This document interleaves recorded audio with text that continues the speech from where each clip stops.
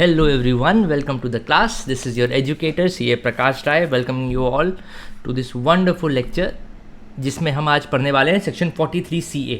Now let me tell you one more thing कि अभी हमारे पास दो टॉपिक मोटे मोटे बचे हुए हैं PGBP में. मैं कोशिश करूँगा कि एक तो आज ख़त्म हो ही जाएगा और इनफैक्ट वो एक टॉपिक नहीं कहना चाहिए उसको, छोटे छोटे कई सारे सेक्शंस हैं जो यहाँ वहाँ से रेस्ट्रिक्शन लगाते हैं कि ये ऐसे नहीं कर सकते, वो ऐसे नहीं कर सकते, 10,000 से ज़्यादा कैश नहीं ले सकते, 2 लाख से ज़्यादा लोन नहीं दे सकते, ऐसी ऐसी बहुत सारी ये रेस्ट्रिक्शंस वाले सेक्शंस हैं साले नहीं सारे slip of tongue, my mistake, no intention to abuse any section सारे. तो 43 CA जो है this is also one of those sections जो किस तरह की रेस्ट्रिक्शन पुट करता है आपके ट्रांजैक्शन पे. यहाँ से हम स्टार्ट करेंगे, 2-4 सेक्शंस और पढ़ेंगे जो इंपॉर्टेंट भी हैं, रेस्ट्रिक्शंस भी पुट करते हैं और इनसे क्वेश्चंस बहुत दबा के आते हैं. So these are the kind of sections that you have to remember just before the exam. Revise करना बहुत ज़रूरी है इन क्वेश्चंस को, इन टॉपिक्स को, सॉरी. So starting 43 CA. अच्छा, इससे पहले कि मैं 43 CA से स्टार्ट करूं, पीछे वाली क्लास में जो पढ़ाया था उसमें कोई डाउट तो नहीं है? वो सब क्लियर है? पिछली क्लास का कोई डाउट नहीं है ना? All good? Let's start then. 43 CA से स्टार्ट करते हैं. 43 CA बड़ा ही सिंपल सेक्शन है, लेकिन अच्छा, आई एम नॉट श्योर कि आप लोगों को प्रैक्टिकल जानकारी इस बारे में होगी कि नहीं होगी कि प्रॉपर्टी की सेलिंग बाइंग में कैसी कैसी चीज़ें होती है. तो मैं एक आपको ब्रीफ से स्टार्ट करता हूँ, छोटी सी. जब आप प्रॉपर्टी सेल करने जाते हो तो आपको पता होगा एक एग्रीमेंट होता है, स्टैम्प पेपर होता है, सेल अग्रीमेंट ऑफ सेल कह सकते हो उसको, या सेल डीड होती है फाइनली. तो ये सब डॉक्यूमेंट्स का नाम सुना है आपने, सेल डीड का या अग्रीमेंट टू सेल का? Yes, okay. तो सेल डीड जो होती है वो आपको ना वो स्टैम्प पेपर खरीदना पड़ता है, फोकट में नहीं मिलता कि भैया मेरे को प्रॉपर्टी बेचनी है, वो 4 कागज़ निकाल के देना, उस पर एग्रीमेंट करेंगे. नहीं, वो पेपर्स आपको खरीदने पड़ते हैं. जब आप वो स्टैम्प पेपर्स परचेज करते हैं तो you are actually paying a type of tax. उस टैक्स को बोलते हैं हम लोग स्टैम्प ड्यूटी. ठीक है, स्टैम्प ड्यूटी एक स्टेट लेवल का टैक्स है. हर स्टेट कलेक्ट करता है, कोई भी स्टेट छोड़ता नहीं इसको, और हर स्टेट के अलग अलग रूल्स हैं, अलग अलग रेट्स हैं. जैसे फॉर एग्जांपल, चूंकि मैं भाई उत्तर प्रदेश का हूँ तो उत्तर प्रदेश का मुझे पता है कि 7% स्टैम्प ड्यूटी पे करनी होती है हमें ऑन सेल ऑफ प्रॉपर्टी. अब उसमें और भी बहुत सारे ऑफर्स चलते रहते हैं कि अगर आपने जो रजिस्ट्री कर रही है, जो परचेज है, बायर जो है, if she is a female, if तो उस पर कुछ डिस्काउंट मिलता है और बहुत सारी चीज़ें हैं. तो अपने को उससे मतलब नहीं है टेक्निकल, पर अपने को ये पता होना चाहिए कि जब भी हम प्रॉपर्टी परचेज करने जाते हैं या सेल करने जाते हैं तो मोस्टली बायर पे करता है. तो वहाँ पे हमें स्टैम्प पेपर खरीदना होता है और स्टैम्प पेपर खरीदने के लिए हमें स्टैम्प ड्यूटी देनी होती है. अच्छा, ये तो बात हो गई स्टैम्प ड्यूटी की, कि स्टैम्प ड्यूटी एक तरह का टैक्स है जो हम प्रॉपर्टी के सेल या परचेज पे, बेसिकली ट्रांसफ़र ऑफ प्रॉपर्टी पे हम एक वो टैक्स पे करते हैं. और इनफैक्ट और खुल के बोलूँ अगर, तो स्टैम्प ड्यूटी जो है उसके लिए प्रॉपर एक एक्ट है, स्टैम्प एक्ट करके. वो हर स्टेट में अलग अलग अपना रेट्स उसके होते हैं. स्टैम्प एक्ट हर स्टेट का अलग अलग होता है. तो वो स्टैम्प एक्ट में लिखा रहता है कि आप जब भी किसी भी तरह का लीगल ट्रांजैक्शन या अग्रीमेंट कर रहे हो, लीगल अग्रीमेंट जो कोर्ट में आप चाहते हो कि एनफोर्सिबल हो, मतलब आप दो लोगों के बीच में अग्रीमेंट हुआ और आप लोग कोर्ट में पहुँच गए पेपर लेके, तो कोर्ट उस पेपर को एक्सेप्ट करे, तो वो आपको एग्रीमेंट स्टैम्प पेपर पे करना पड़ेगा. तो स्टैम्प ड्यूटी कई तरह की होती है. जैसे पार्टनरशिप डीड आप बना रहे हो, वो भी स्टैम्प पेपर पे आएगा, उसकी भी स्टैम्प ड्यूटी पे करनी होगी, एटसेट्रा एटसेट्रा. पर यहाँ पे हम बात करने वाले हैं प्रॉपर्टी पे लगने वाली स्टैम्प ड्यूटी की. जब भी कहीं ट्रांसफ़र ऑफ इमूवेबल प्रॉपर्टी होता है तो एक certain percentage of the value of that property is considered to be stamp duty. अब देखो स्टैम्प ड्यूटी में क्या क्या गेम होता है. सपोज करो कि आपने 1 करोड़ की प्रॉपर्टी लेट्स से बाई करी, ठीक है. तो 1 करोड़ पे 7%, मैं यूपी का एग्जांपल लेके चल रहा हूँ, 7% ऑन 1 करोड़ कितना अमाउंट हुआ बताओ? 7% ऑफ 1 करोड़, बोलो बोलो. 7 लाख रुपीज़, 7 लाख का खर्चा है भाई. 1 करोड़ रुपए तो देने ही है उसको, 7 लाख रुपए और देने हैं.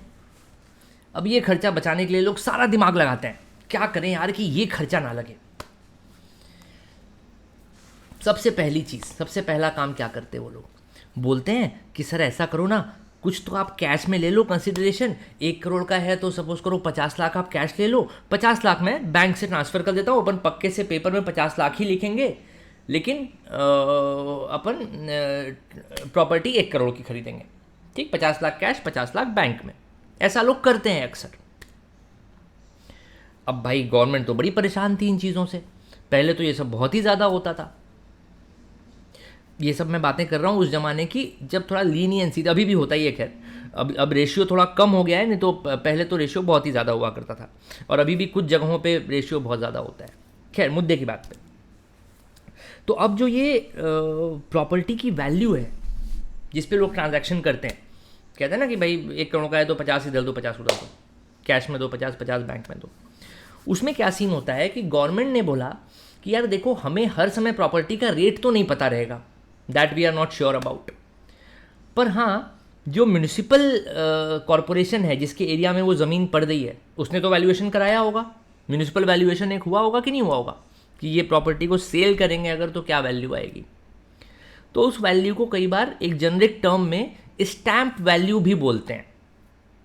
स्टैम्प वैल्यू मतलब वो उस पेपर की वैल्यू नहीं, जिस प्रॉपर्टी की रजिस्ट्रेशन हम लोग करा रहे हैं उस प्रॉपर्टी की value for the purpose of calculation of stamp duty इतनी होनी चाहिए, ठीक है। तो लेट्स से कि there is a plot of land and you want to purchase it, आप मार्केट में पता करने गए तो आपको पता चला कि in fact let me add a blank sheet और मैं सारी चीज़ें लिखते जाता हूँ, मैं ज़रा बोलते रहूँगा ना तुम लोग भूल जाओगे। Let's see, let me right it down. Let's say कि आपने उस प्रॉपर्टी के बारे में पता किया तो उसकी मार्केट वैल्यू आ रही थी, लेट्स से 1 करोड़ का एग्जांपल लेते हैं, सिंपल, मार्केट वैल्यू 1 करोड़ आ रही थी। गवर्नमेंट ने एक वैल्यूएशन किया स्टैम्प ड्यूटी के लिए, स्टैम्प वैल्यू बोले उसको, stamp value of the property. Government ने कहा कि नहीं यार, ये ना मेरे को लग रहा है कि 70 लाख की तो कम से कम है ही, ठीक। अगर ये 70 लाख की स्टैम्प वैल्यू है तो आपको स्टैम्प ड्यूटी कितनी पे करनी पड़ेगी? 7% ऑफ स्टैम्प वैल्यू और market value, whichever is higher. हाँ जी, ये समझ में आया? गवर्नमेंट कह रही है 70 लाख की प्रॉपर्टी है, आप उसको 1 करोड़ में खरीद रहे हो, आप कितने पे स्टैम्प ड्यूटी दोगे? 1 करोड़ पे दोगे। अनदर केस, इस केस में स्टैम्प ड्यूटी कितने पे कैलकुलेट होगी? 1 करोड़ पे होगी, तो stamp duty in this case is 7 lakhs। Another case, let's say market value is 60 lakhs and stamp value is 70 lakhs। Government कह रही है 70 लाख की ज़मीन है, पर एक्चुअली मार्केट में कुछ ना कुछ रीज़न हो सकता है भाई। हो सकता है उस जगह पे मान लो एक प्लॉट ऑफ लैंड है, उस पर बिल्डिंग बनी हुई है बहुत बड़ी पुरानी सी, अब वो बिल्डिंग किसी काम की नहीं है। अब अगर आप उस प्लॉट पे कुछ नया बनाना चाहते हो तो उस पुरानी बिल्डिंग को तुड़वाना पड़ेगा, यहाँ तक कि उसके ईंटें भी इतने मतलब पुराने हो गए हैं कि आप उनको यूज़ भी नहीं कर सकते नए घर में, मतलब पूरा टोटल लॉस है। तो मान लो 10 लाख रुपए डिमोलिशन का और ये सारी चीज़ों का अगर लग रहा है, डिमोलिशन और साफ़ सफाई का, हालांकि मैं 10 लाख ज़्यादा बोल रहा हूँ, पर फिर भी मान लो 10 लाख लग रहा है डिमोलिशन और साफ़ सफाई का, तो वो 10 लाख तो वैल्यू उसकी वो हो गई ना, कम हो गई ना उतने से।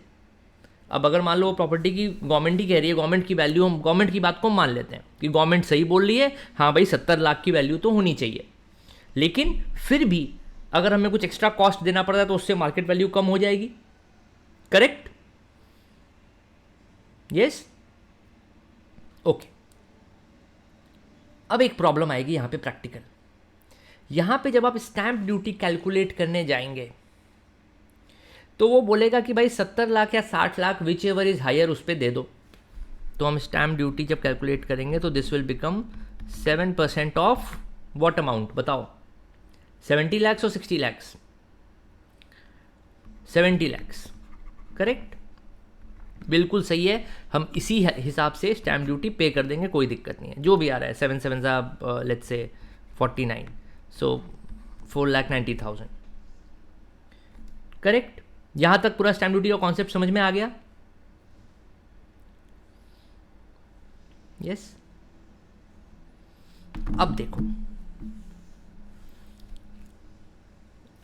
रिपीट करूं, फिर से रिपीट करते हैं। मैंने बताया था आपको कि स्टैम्प ड्यूटी जो है वो कैलकुलेट होती है ऑन मार्केट वैल्यू और stamp value whichever is higher. There is a certain percentage जो हमें लगाना होता है to calculate the stamp duty payable on the transfer of the property. तो पहले केस में हमारी प्रॉपर्टी की मार्केट वैल्यू 1 करोड़ रुपए थी, पर स्टैम्प वैल्यू 70 लाख थी। गवर्नमेंट को लगता है कि ये प्रॉपर्टी 70 लाख की है, पर मार्केट में रेट जल्दी बढ़ गया। ऐसा बहुत बार होता है।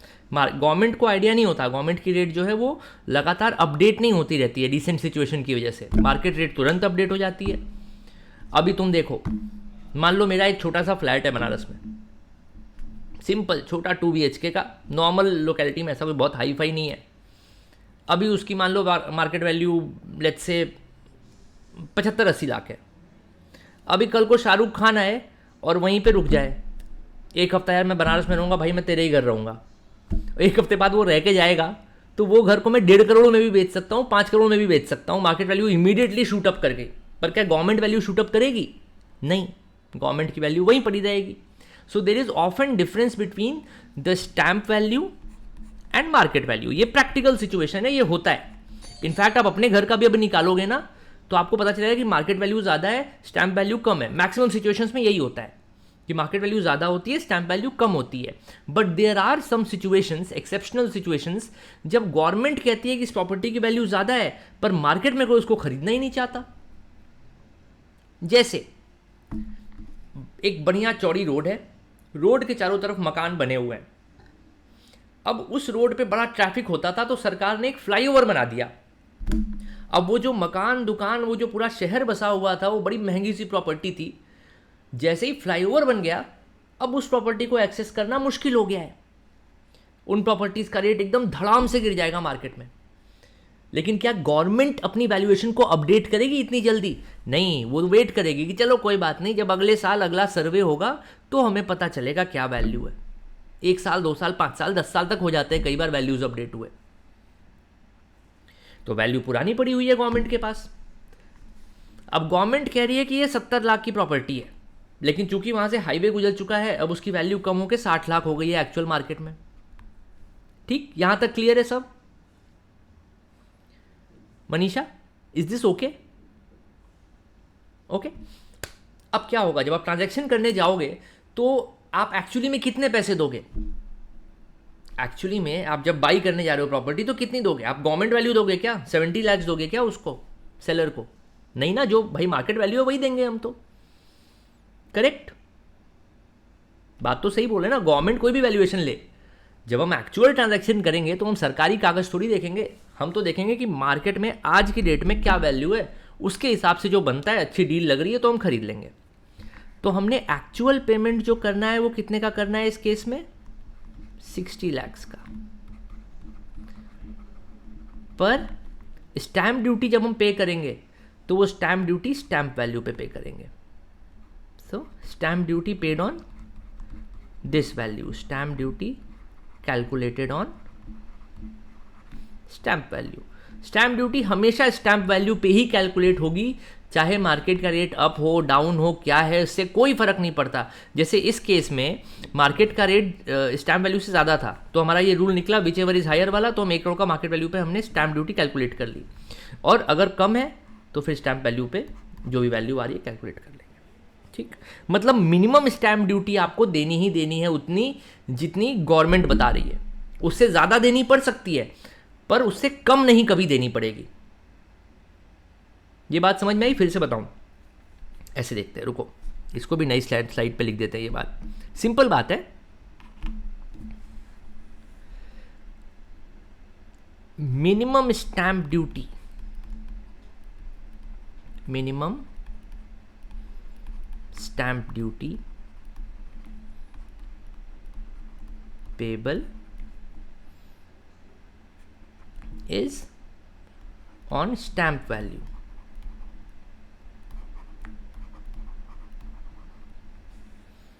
and maximum stamp duty payable, it could be on market value but mostly on market value. पता नहीं, मेरे को ये सब लिखना भी नहीं चाहिए था फालतू तुम लोगों को एक्स्ट्रा ज्ञान दे रहा हूँ, कंफ्यूज हो जाओगे। चलो खैर, इधर वेज अब मेरे को रहा नहीं जाता ऐसे, जो ऐसा कुछ आता है अंदर से ज्ञान तो मैं निकाल के बाहर दे देता हूँ। चलो खैर, नेक्स्ट लेट्स मूव फॉरवर्ड। ये मुद्दा यहाँ ख़त्म हुआ, स्टैम्प ड्यूटी की समझ हो गई हम लोगों को। अब बात करते हैं आगे।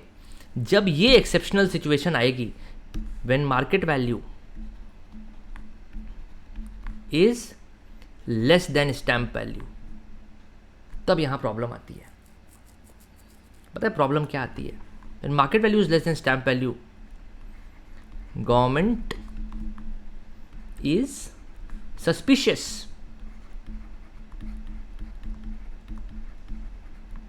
गवर्नमेंट को शक होता है कि यार यहां कुछ तो गड़बड़ चल रही है, हमारे हिसाब से तो इस प्रॉपर्टी की वैल्यू 70 लाख होनी चाहिए, ये लोग 60 लाख में क्यों बेच रहे हैं? बेवकूफ़ है क्या कोई? अपनी प्रॉपर्टी की वैल्यू ज़्यादा है तो कम में क्यों बेचेगा? तो गवर्नमेंट को शक हो जाता है। तो गवर्नमेंट ने एक रूल बनाया सेक्शन 43 CA में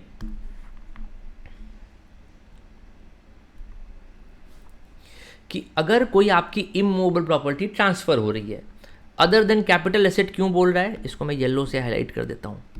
अदर देन कैपिटल एसेट क्यों बोल रहा है?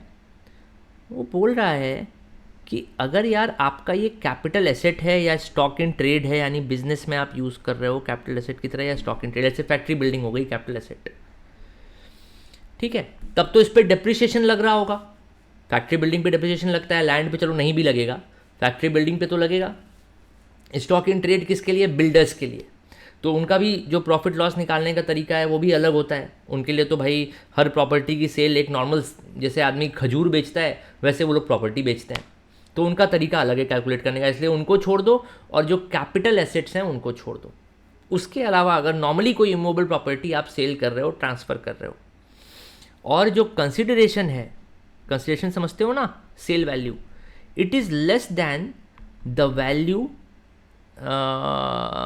adopted for payment of stamp duty। यानी कि आपने बोला कि भाई स्टैम्प ड्यूटी वैल्यू जो है वो है लेट्स से 1 करोड़, एंड आपने जो कंसिडरेशन डिसाइड किया, इसको मैं मार्केट वैल्यू लिख रहा हूँ, आपने जो कंसिडरेशन डिसाइड किया let's say it was 70 lakhs, ठीक है, सेम रेशियो में एग्जांपल लेके चलते हैं। तो गवर्नमेंट कह रही है सेक्शन 43 CA में कि यार अगर तुम स्टैम्प ड्यूटी वैल्यू से भी कम में बेच रहे हो तो हम क्या करेंगे, हम उस स्टैम्प ड्यूटी को फुल वैल्यू ऑफ कंसिडरेशन मान लेंगे for the purpose of computing your income.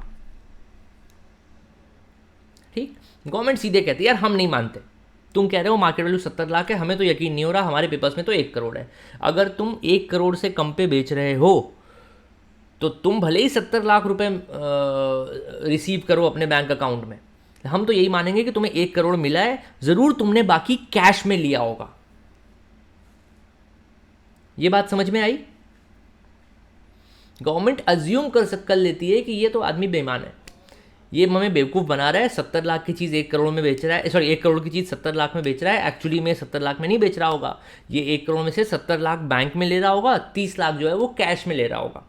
तो गवर्नमेंट कहती है भैया हमें मतलब नहीं है, हम तुम्हारा कैश ट्रैक करने नहीं जाएंगे, हमें तो एक बात पता है कि this property that you are transferring right now is worth ₹1 crore, and if this property is worth ₹1 crore, why are you selling it for 70 lakhs?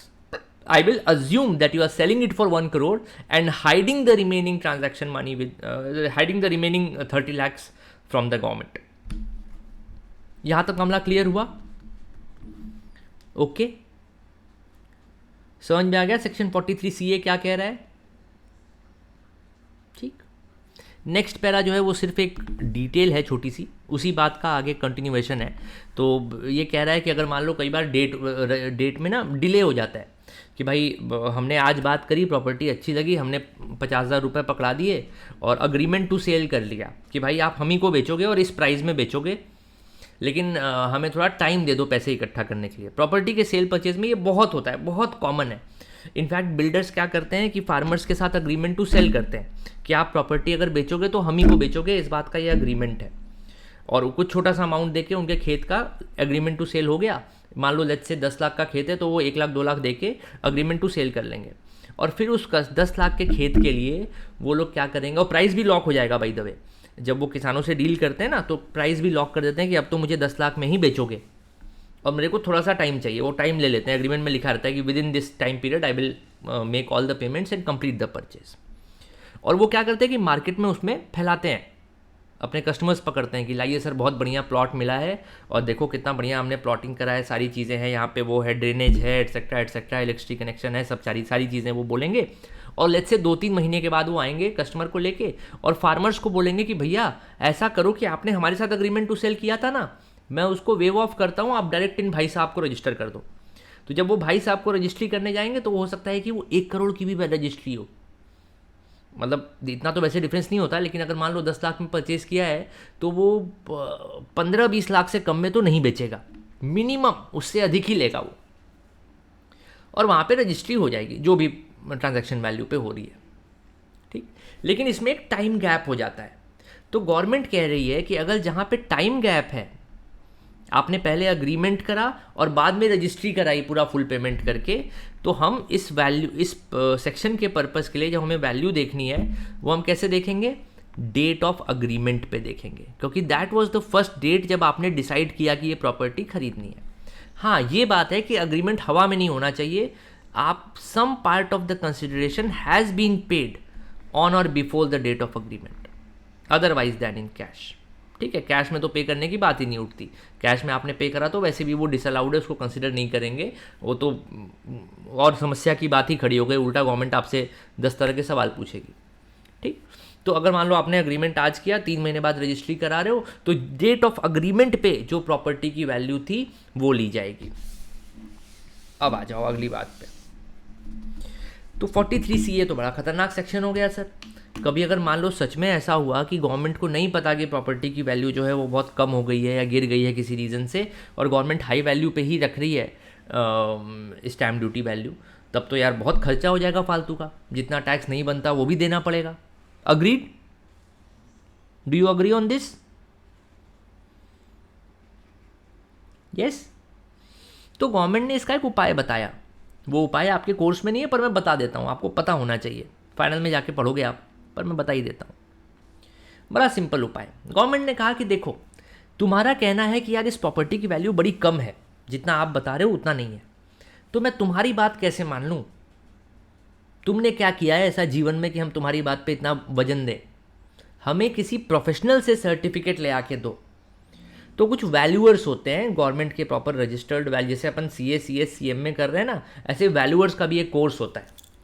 तो वो रजिस्टर्ड वैल्यूअर को आपको पकड़ना पड़ेगा, उसको कुछ फीस देनी पड़ेगी कि भैया ये लो पैसे और मेरी प्रॉपर्टी का वैल्यूएशन करके बताओ कि तुम्हारे हिसाब से इसकी मार्केट वैल्यू क्या होनी चाहिए आज की डेट में। तो वो वैल्यूअर जो है वो एज ऑन डेट जाएगा, वो फ़ोटो वोटो लेगा, सारी चीज़ें, वो पुराने रिकॉर्ड्स निकालेगा कि रिसेंट जो सेल हुई है इस एरिया में वो किस भाव पे हुई है, तो ये सब करके वो मेरे को एक लेटेस्ट वैल्यू ला के दे देगा। वो जो सर्टिफिकेट मिलेगा हमें वैल्यूअर से, जब हम उस सर्टिफिकेट को गवर्नमेंट के पास ले जाएंगे, इनकम टैक्स ऑफिसर को दिखाएंगे, तो इनकम टैक्स ऑफिसर को मानना पड़ेगा कि हाँ मेरी बात सही है, और उस केस में हम चाहें तो जो हमारी लोअर वैल्यू है, let's say in this example 70 lakh rupees, हम इस 70 लाख रुपीज़ को भी अपनी सेल कंसिडरेशन मान सकते हैं, 43CA को इग्नोर कर सकते हैं। Is this clear? मैं यहाँ पे लिख दूँ 43CA 1 एक्सेप्शन, और ये एक लौता रास्ता है, मैं ये भी बता दूँ, इस सेक्शन से बचने का यही एक तरीका है, 1 एक्सेप्शन एंड 1 एक्सेप्शन ओनली। कैसे बच सकते हो? Valuers certificate.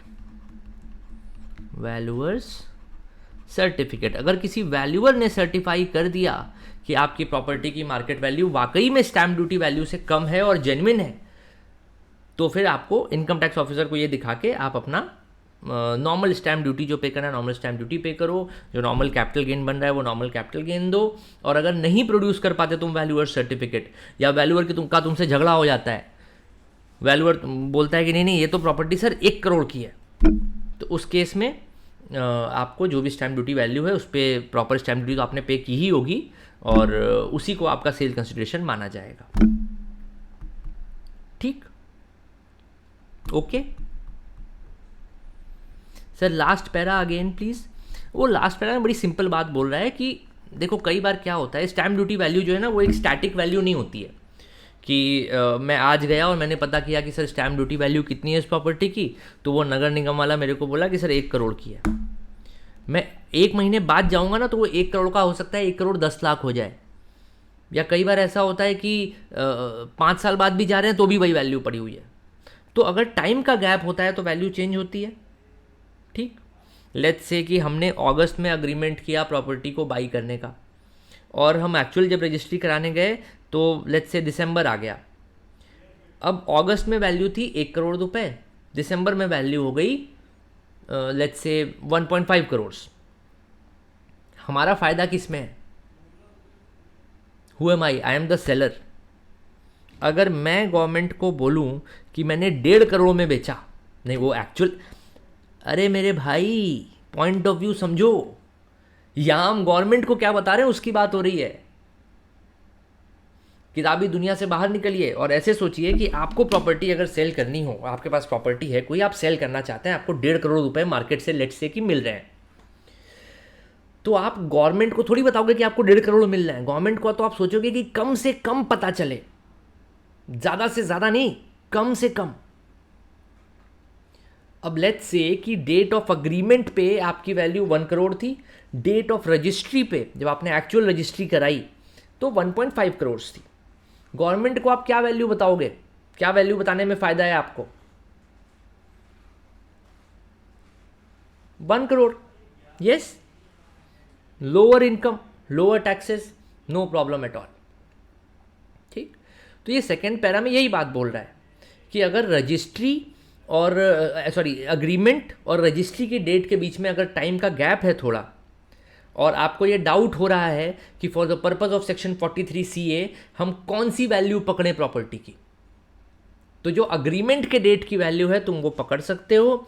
और एक शर्त है लेकिन कि अग्रीमेंट सूखा सूखा नहीं होना चाहिए। कुछ पैसे दे के अग्रीमेंट किए हैं तब तो उसकी कुछ वैल्यू है, कुछ आपने कंसिडरेशन का पार्ट अग्रीमेंट के टाइम पे या अग्रीमेंट से पहले पे कर दिया था और उस समय अग्रीमेंट कर लिया था कि भाई हम 1 करोड़ में बेचेंगे, लेकिन जब रजिस्ट्री कराने आए तो 1.5 करोड़ वैल्यू हो गई। तो अब गवर्नमेंट आपको थोड़ी सी राहत देती है यहाँ पे कि चलो कोई बात नहीं, आपकी डील तय हो गई थी 1 करोड़ में, उस टाइम में 1 करोड़ उस डेट पे क्या स्टैम्प वैल्यूएशन थी हम वो देखेंगे, आज की डेट की वैल्यू हम नहीं देखेंगे। क्लियर? ओके, एक बार फिर से समराइज करूं एक लाइन में, बिल्कुल सिंपल सेक्शन है ये, बहुत सिंपल सेक्शन है। सेक्शन 43 CA बड़ी सिंपल सी बात कहता है, बोलता है भाई जब तुम प्रॉपर्टी बेचने जाओगे तो तुम्हारी सेल कंसिडरेशन जो है हम मानेंगे कि स्टैम्प ड्यूटी वैल्यू ही है। कौन से केस में? सिर्फ उसी केस में जब तुम्हारी actual market value stamp duty value से कम है। करेक्ट? ओके, या इनफैक्ट मैं स्टैम्प ड्यूटी वैल्यू वर्ड ना यूज़ करूं और आपको सीधी भाषा में बोलूं कि सरकार कहती है कि भाई अगर तुम मेरी वैल्यू पे सेल कर रहे हो या उससे ज़्यादा पे सेल कर रहे हो तो हमें आप पे पूरा भरोसा है। अगर तुम कह रहे हो कि नहीं हम आपकी वैल्यू से कम पे सेल कर रहे हैं तो मुझे तुम्हारे पे भरोसा नहीं है, मैं नहीं मानूंगा। याद है वो हाउस प्रॉपर्टी में जैसे हम लोग करते थे, हाउस प्रॉपर्टी में प्रॉपर्टी के वैल्यूएशन में भी कुछ कुछ ऐसा ही कॉन्सेप्ट लगता था। एक हम अपनी वैल्यू निकालते थे और एक गवर्नमेंट की वैल्यू निकालते थे। गवर्नमेंट कहती थी कि अगर मेरी वैल्यू तुम्हारी वैल्यू से ज़्यादा आ रही है मतलब मेरी वैल्यू सही है, और अगर तुम्हारी वैल्यू मेरी वैल्यू से ज़्यादा आ रही है तो तुम्हारी वैल्यू सही है जहाँ गवर्नमेंट को फ़ायदा हो। ठीक है, तो गवर्नमेंट भी 43 CA में भी वही कर रही है, गवर्नमेंट एग्जैक्टली वही कॉन्सेप्ट पे चल रही है कि भाई अगर तुम मार्केट वैल्यू और स्टैम्प ड्यूटी वैल्यू को कंपेयर करो, मार्केट वैल्यू और स्टैम्प ड्यूटी वैल्यू को कंपेयर करो। अगर let's say market value 1 crore है, स्टैम्प ड्यूटी वैल्यू 70 लाख है, तो हम ये मानेंगे कि आपका 1 करोड़ का वैल्यू सही है, ये आपका सही सेल कंसिडरेशन है। अगर मार्केट वैल्यू है 60 लाख और स्टैम्प ड्यूटी वैल्यू है 90 लाख, तो गवर्नमेंट कहती है नहीं नहीं हमारी वैल्यू सही है, ये वाली सही है। अगर तुम 60 में बेच रहे हो तो तुम बेचो, पैसे जितने लेने हैं लो, तुम जितने उठा सकते हो उठाओ, लेकिन हम तो यही मानेंगे कि 90 लाख पे ही तुमने सेल किया है। और जब वो 90 लाख मान लेगा तो आपका अननेसेसरी 30 लाख का इनकम बढ़ जाएगा। आपने बेचा भी नहीं, आपने बेचा तो 60 लाख में, 30 लाख का अननेसेसरी वैल्यू बढ़ जाएगा। आपको टैक्स भी इसी बढ़ी हुई वैल्यू पे देना पड़ेगा। यही कहता है section 43 CA। Done? Everybody comfortable? Yes. चलो अगला रेस्ट्रिक्शन देखो। Restriction on accepting loan, section 269 SS and 269 T, both of these are important sections. बड़ी छोटी सी बात कहते हैं, पर इन सेक्शन से गवर्नमेंट को बड़ी रेवेन्यू आती है, इसलिए गवर्नमेंट बार बार पुश करती है कि यार इसको हाईलाइट किए रहो, हर समय न्यूज़ में रहता है ये सेक्शन। ठीक, अगर आपने किसी से लोन एक्सेप्ट करना है तो वो भी 20,000 से ज़्यादा का, तो आपको हमेशा अकाउंट पे चेक, ड्राफ्ट या ECS से ही करना पड़ेगा। अब आप बोलोगे सर मेरी मर्जी, मैंने कर लिया तो ये सेक्शन क्या उखाड़ लेगा मेरा? ये सेक्शन क्या करेगा पता है?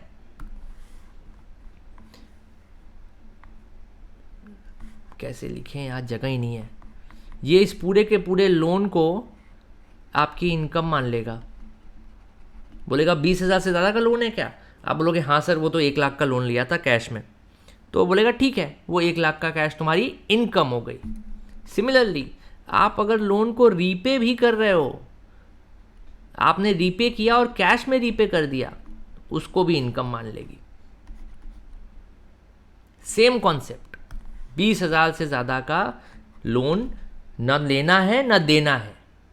अगर लेना देना है तो अकाउंट पे ही चेक, अकाउंट पे ही ड्राफ्ट या इलेक्ट्रॉनिक क्लियरिंग सिस्टम का इस्तेमाल करिए। डन? Simple enough. इंपॉर्टेंट भी है, सिंपल भी है, यही तो कॉम्बिनेशन चाहिए हमें। एकदम बढ़िया सेक्शन। आगे बढ़े ना, इसमें कोई दिक्कत तो नहीं, सिंपल सेक्शन है। 20,000 से अधिक का आप न कैश लोन ना ले सकते ना दे सकते। आगे आ जाओ।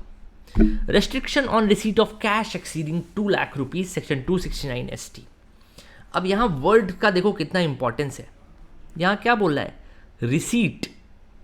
रिसीट मतलब कि आपने पैसा लिया है, वो सेल्स का पैसा लिया है, वो लोन का पैसा लिया है, वो किस चीज़ का भी पैसा लिया है, एडवांस लिया है, कुछ भी लिया है, 2 लाख रुपए से ज़्यादा का आपने अगर कैश रिसीट दिखाया है तो all that cash receipt shall be considered your income.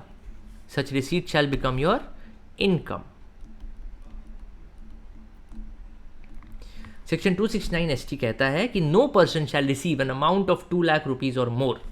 अच्छा ऑन लिखा है क्या? एन करते हैं इसको, रुको, एन है ये, this is printing mistake. No person shall receive an amount of rupees 2 lakhs or more in aggregate from a person in a day. तो यहाँ कौन सी बात आ गई? 1 person 1 day वाली, जो हमने अभी पीछे पढ़ी थी, 1 person 1 day। Is this point clear? ये क्लियर है कंडीशन? एक आदमी से एक दिन में 2 लाख से ज़्यादा कैश नहीं लेना है। Exceeding 2 lakh, up to 2 lakhs कोई दिक्कत नहीं है, एक्सीडिंग 2 lakhs ओके। चाहे वो किसी भी रिस्पेक्ट में हो, उसने तुमसे लोन लिया था, तुमने उससे कुछ माल बेचा है, सेल्स करी है, कुछ भी, एनी रिसीट, पैसा आ रहा है मतलब रिसीट, किस लिए आ रहा है नहीं पता, किसी भी वजह से आ रहा हो, 2 लाख से ज़्यादा का कैश अगर लोगे तो वो इनकम बन जाएगा। Next point, in respect of a single transaction. तो let's say there was this single transaction जिसमें आपने एक कोई सेल्स करा, लेट्स से, जिसमें 2 लाख से ज़्यादा आपने कैश ले लिया, वो भले ही मल्टीपल पर्सन से हो, मल्टीपल नहीं सॉरी क्या बोल रहा हूँ मैं, मल्टीपल पर्सन नहीं हो सकता यहाँ पे। इन रिस्पेक्ट ऑफ सिंगल ट्रांजैक्शन, यहाँ पे दिस इज सिंगल ट्रांजैक्शन मतलब कोई एक ही जिसके नाम पे इनवॉइस आपने बनाई है, single invoice, 1 person 1 day 1 invoice. ठीक, थर्ड कंडीशन पे आओ। In respect of transactions relating to 1 event और occasion from a person, a का मतलब 1 person। तो basically third condition is just sum of first 2 conditions, 1 person 1 day 1 invoice। 1 person 1 day 1 invoice. Actually invoice word नहीं use करना चाहिए। Invoice word से कई बार बच्चों को कन्फ्यूजन होता है कि सर इनवॉइस तो सिर्फ सेल्स पे या परचेज पे होती है। अगर हम कोई एसेट सेल कर रहे हैं, लेट्स से हम अपना फर्नीचर बेच रहे हैं और या फैक्ट्री का कोई मशीन पुराना पड़ा है उसको बेच रहे हैं, तो वो भी सेम 269 ST में कवर हो जाएगा। तो जो भी ट्रांजैक्शन हो, there should be a single transaction. Multiple transaction में 2 लाख से ज़्यादा मिल गया कोई दिक्कत नहीं। लेट्स से कि मेरे पास लॉन्ड्री के बिजनेस का एग्जांपल लेते हैं। लेट्स से कि लॉन्ड्री का बिजनेस स्टार्ट किया किसी ने, उसके पास 4 वॉशिंग मशीन थी, उसने 2 वॉशिंग मशीन डिसाइड करी कि हम बेच देते हैं। वो 2 वॉशिंग मशीन सेल करके उसे 4 लाख रुपए मिले। 4 नहीं, 3 पकड़ लो, 3 लाख ले लो, मान लो मिले। तो 3 लाख में एक मशीन किसी और को बेची, एक मशीन किसी और को बेची। So the first machine was sold out for let's say 1,60,000 और अगली मशीन 1,40,000 की गई। टोटल मिला के 3 लाख रुपए सेम डे में मिल गए कैश में मेरे को। तो सेम डे में तो मिले, पर सेम पर्सन से नहीं मिले। सेम पर्सन से भी अगर मान लो मिले, तो हमने अलग अलग वॉशिंग मशीन दोनों सेल करी, दोनों की अलग अलग इनवॉइस बनाई, तो भी ठीक है, चलेगा। इन aggregate from a person in 1 day in respect of a single transaction, respect of a single event. ऐसे ही एक और एग्जाम्पल लीजिए कि अच्छा नहीं, ये तो सिंगल इवेंट में आ जाएगा एग्जाम्पल जो मैंने लिया 3 लाख वाला, क्योंकि ये सिंगल इवेंट है, सेल ऑफ मशीनरी, एक ही आदमी को करो, तो यहाँ तो आदमी 2 होने चाहिए। दूसरा एग्जाम्पल ले लो 1 इवेंट वाला। तो इवेंट और ओकेजन का सीन क्या होता है कि जैसे मान लो कि तुमने कोई मैरिज का कॉन्ट्रैक्ट ले लिया। वो होता है ना आजकल शादी में, क्या बोलते हैं उसको, wedding planners. Let's say you are a wedding planner. अब आपने 7 दिन 8 दिन का कोई एक इवेंट प्लान किया। उस इवेंट के जब तक वो इवेंट चल रहा था, आपने 4 दिन 5 दिन तक सारा इंतज़ाम किया और हर दिन आप कुछ कुछ कैश लेते गए। लेट्स से आपने फर्स्ट डे कुछ 50,000 मांगे, फिर सेकेंड डे आपने बोला सर 1.5-2 लाख और दे दो, फिर थर्ड डे आपने मांगा कि सर कुछ 1-2 लाख और दे दो। करते करते आप पैसे लेते गए, लेकिन उस एक सिंगल इवेंट में आपने 5 से 6 लाख रुपए कैश ले लिए इवेंट ख़त्म होते होते तक। इस केस में सेक्शन 269 ST एक्टिव हो जाएगा, क्योंकि आपने ये 2 लाख रुपए एक ही आदमी से लिए हैं, भले ही एक दिन में ना लिए हों, एक सिंगल इवेंट के रिस्पेक्ट में लिए हैं। Is this clear? Third point समझ में आया?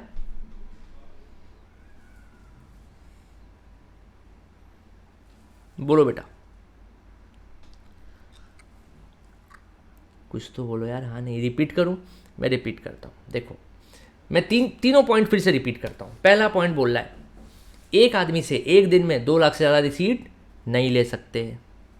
दूसरा पॉइंट कह रहा है, एक सिंगल ट्रांजैक्शन के रेस्पेक्ट में 2 लाख से ज़्यादा कैश नहीं ले सकते। सिंगल ट्रांजैक्शन कैसे आइडेंटिफाई करोगे? सिंगल इनवॉइस अगर है तो। आप अगर किसी भी चीज़ की सेल कर रहे हो तो एक इनवॉइस बना के देते हो ना, तो एक इनवॉइस पे या एक ट्रांजैक्शन का क्राइटेरिया वैसे इनवॉइस के अलावा और भी हो सकता है। जैसे मैंने सेल ऑफ एसेट्स का आपको एग्जांपल दिया, तो उस केस में शायद वो नॉर्मल इनवॉइस ना जनरेट करे, पर एक रिसीट तो जनरेट करेगा। एक रिसीट तो काटेगा ना कि इतना पैसा आपने मुझे दिया, तो एक रिसीट ले लीजिए। तो वो भी एक सिंगल ट्रांजैक्शन का प्रूफ हो सकता है। थर्ड पॉइंट कह रहा है कि हो सकता है कि आपने एक आदमी से एक दिन में ना लिया हो, कई दिनों में लिया हो एक ही आदमी से, और एक सिंगल ट्रांजैक्शन नहीं कह सकते उसको, क्योंकि बहुत सारी इनवॉइसेस आपने बनाई। आपने बोला कि मैंने मंडप का डेकोरेशन करवाया, उसका इतना चार्ज है मेरे को, उसके लिए इतने पैसे चाहिए। फिर आपने दूसरी इनवॉइस बनाई कि ये ढोल नगाड़े वालों को मैंने बुलाया, इसका अलग से चार्ज है, डीजे वाला लगवाया, उसका अलग से चार्ज है। आपने कई सारी अलग अलग इनवॉइसेस बना के, ऐसा बंडल बना के उनको दे दिया। लेकिन इवेंट तो एक ही था ना, ओकेजन तो एक ही था, भले ही आपने उसमें 4-5 तरीके के बिल बना दिए। सो 1 person 1 day 1 invoice 1 event, 1 person 1 day 1 invoice, and fourth point is 1 event। इनमें से किसी के भी रिस्पेक्ट में आपने 2 लाख या उससे ज़्यादा का कैश अगर एक्सेप्ट करा, तो इनकम टैक्स वाले उसको आपकी इनकम मान लेंगे, and plus there are other restrictions also. तो 269 ST में हम लोग जब आगे जब आप फाइनल में जाओगे तो इसमें और फर्दर डिस्कशन आपको डिटेल में पता चलेगा, बहुत सारी चीज़ें और होती हैं, पर बेसिक कॉन्सेप्ट यही है। Is this clear? Yes? 1 day तो नहीं था ना फिर। तो बेटा ये तीनों कंडीशन फुलफिल होने की ज़रूरत नहीं है। ये देखो, ये तीनों ए बी सी करके अलग अलग पॉइंट्स हैं, तीनों में से एक भी फुलफिल हो जा रहा है तो आप फंस जाओगे। ओके, चलो आगे बढ़ते हैं। Provided that this section shall not apply to government, of course सरकार पैसे ले रही है तो अपने ऊपर कोई रूल नहीं लगाएगी, government is exempt. Any banking company, of course bank का तो काम ही है कैश एक्सेप्ट करना, डिपॉजिट काउंटर उसने खोल के रखा है, रोज लाखों करोड़ों रुपए जमा हो रहे हैं। पोस्ट ऑफिस में भी ऐसे ही, कोऑपरेटिव बैंक में भी ऐसे ही रूल है, ठीक। अब देखो, if a person receives only some in contravention any some, बड़ी इसमें प्रॉब्लम्स है यार। If a person receives any sum in contravention of the provision of section 269 ST, he shall be liable to pay by way of penalty a sum equal to 100% of amount involved. Let's say कि आपने 3 लाख रुपए एक single दिन में ले लिए। Let's say you received 3 lakh rupees in a single day. तो आपका टैक्स पता है कितने, टैक्स तो बोलना भी नहीं चाहिए, इसको पेनल्टी बोलनी चाहिए, टैक्स नहीं है ये अत्याचार है, इसको क्या बोलेंगे, पेनल्टी। 100%, 3 लाख रुपए आपको पूरे के पूरे गवर्नमेंट को दे देने होंगे। कैश में लिया है तो लाओ मेरे पास जमा करो। क्लियर? ओके। अगर मान लो तुम नॉर्मली इसको इनकम बना के ऐड कर लेते, अगर ये प्रोविजन ऐसा होता कि अगर आपने 2 लाख रुपए से ज़्यादा कैश लिया है तो हम उसे इनकम मानेंगे, तब तो बिजनेसमैन खुश ही हो जाता, वो बोलता कि हाँ हाँ लाओ लाओ इनकम ही है मेरी। वो तो अपने सारी जो कच्चे की कमाई है उसको सारे के सारे सेल्स दिखा देता, नॉर्मल बिजनेस रन करता और मज़े लेता ज़िंदगी के। गवर्नमेंट कहती है ना बेटा ना, ऐसा नहीं कि तुमने कैश में ले लिया तुम उसको इनकम मानेंगे, इनकम तो वो है ही तुम्हारी, वो तो हम देखेंगे ही बाद में, उसको तो ऐड करेंगे, तुम्हारा टैक्स भी लेंगे उस पर। उसके अलावा 100% पेनल्टी आपको पे करनी पड़ेगी। गवर्नमेंट ने जब मना किया कैश लेने को तो क्यों कैश ले रहे हो इतना, 100% पेनल्टी दो, जितना कैश लिया है लाओ हमारे पास जमा करो। क्लियर? कोई और समस्या इस सेक्शन में? डन, एकदम सिंपल है। 2 लाख से अधिक का कैश नहीं लेना है, अगर लिया तो जितना भी लिया आपने कैश में सब का सब पेनल्टी बन जाएगा। अब आ जाओ, ये देखो एग्जांपल दिया है, इफ़ यू रिसीव, और इससे बहुत कुछ क्लियर हो जाएगा, एक एक करके सारे केस देखते रहते हैं। कौन कौन से इंस्टेंसेस में सेक्शन 269 ST का वायलेशन होगा देखते जाओ। If you receive 2 lakh rupees on one single date against 5 different invoices of ₹40,000 each, one single date against 5 different invoices of ₹40,000 each, लेकिन आपने क्या किया, सिंगल डेट में 2 लाख से ज़्यादा का कैश ले लिया। ये मेरे को ऐसे जम नहीं रहा है, क्योंकि नॉर्मली कैश तो गवर्नमेंट को पता कैसे चलेगा, आप बुक्स में एंट्री करते हो ना। बेटा सच बताऊं तो ये सेक्शंस का जो एप्लीकेशन होता है वो जेन्युइन केसेस पे नहीं होता है। जैसे बहुत सारे ऐसे बिजनेस हैं जहाँ पे कैश इनकम होती है बहुत सारी, जो गवर्नमेंट को नहीं पता होती, कई बार तो वो इलीगल भी होती है सीधे सीधे। तो अब वो इलीगल इनकम को यूज़ तो करना है, लीगल हो या इलीगल इनकम तो इनकम है, उनको तो यूज़ करना है अपने खर्चे के लिए, जो भी बिजनेसमैन है। तो वो कैसे खपाएगा, बैंक में कैसे डालेगा उस पैसे को, वो दिखाएगा कि भाई साहब मैंने ना कुछ ट्रांजैक्शन करा था बिजनेस का, उसमें मुझे 2 लाख रुपए कैश रिसीव हुए, मैंने वो 2 लाख रुपए बैंक में जमा करा दिए। तो वो खुद अपने बुक्स में एंट्री करेगा कैश रिसीट की, और जब वो अपना ITR भरेगा तब गवर्नमेंट को पता चलेगा कि हाँ भाई इन्होंने तो बैलेंस शीट में भरा है कैश, इतना ट्रांजैक्शन हुआ है इनका। ठीक, ओके।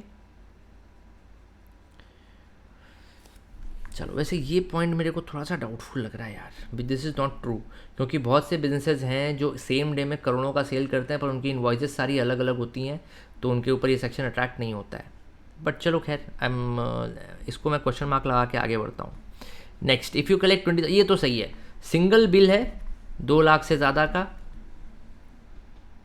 20,000 आप 10 अलग अलग दिनों में ले रहे हो, सिंगल पे ऑफ 2 लाख नहीं मिलना चाहिए था, मोर देन 2 लाख लिखना चाहिए था, क्योंकि अप टू 2 लाख कोई दिक्कत नहीं है। ये एग्जाम्पल सारे गलत पड़े हुए हैं यार। अच्छा 2 लाख और मोर, 2 लाख और मोर 199 तक छूट है, 2 लाख और मोर, तो फिर तो ठीक है, फिर यहाँ मोर देन लिखने की ज़रूरत नहीं है। ओके ठीक है। पहला example 2 lakh rupees on one single date against 5 different invoices of 40,000 each. Oh okay okay, got it. यहाँ पे एक लाइन और लिख देनी चाहिए थी, from the same person,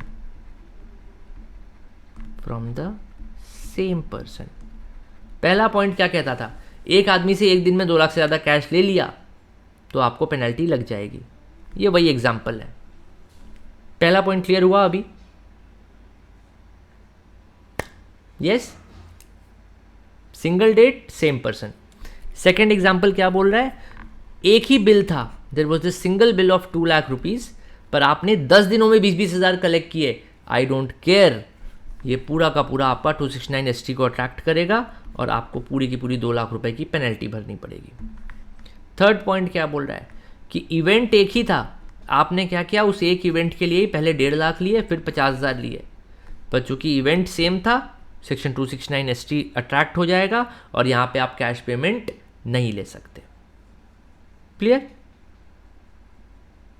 yes. चलो, किसी ने आपके बैंक अकाउंट में डिपॉजिट कर दिया 2 लाख और मोर इन अ डे और with respect to a single transaction और इवेंट और ओकेजन, पूरा का पूरा 269 ST अट्रैक्ट हो जाएगा, पूरा का पूरी पेनल्टी लग जाएगी। शादी के मौक़ों पे 2 लाख या उससे ज़्यादा आपको कैश गिफ्ट मिला from a person on occasion of marriage.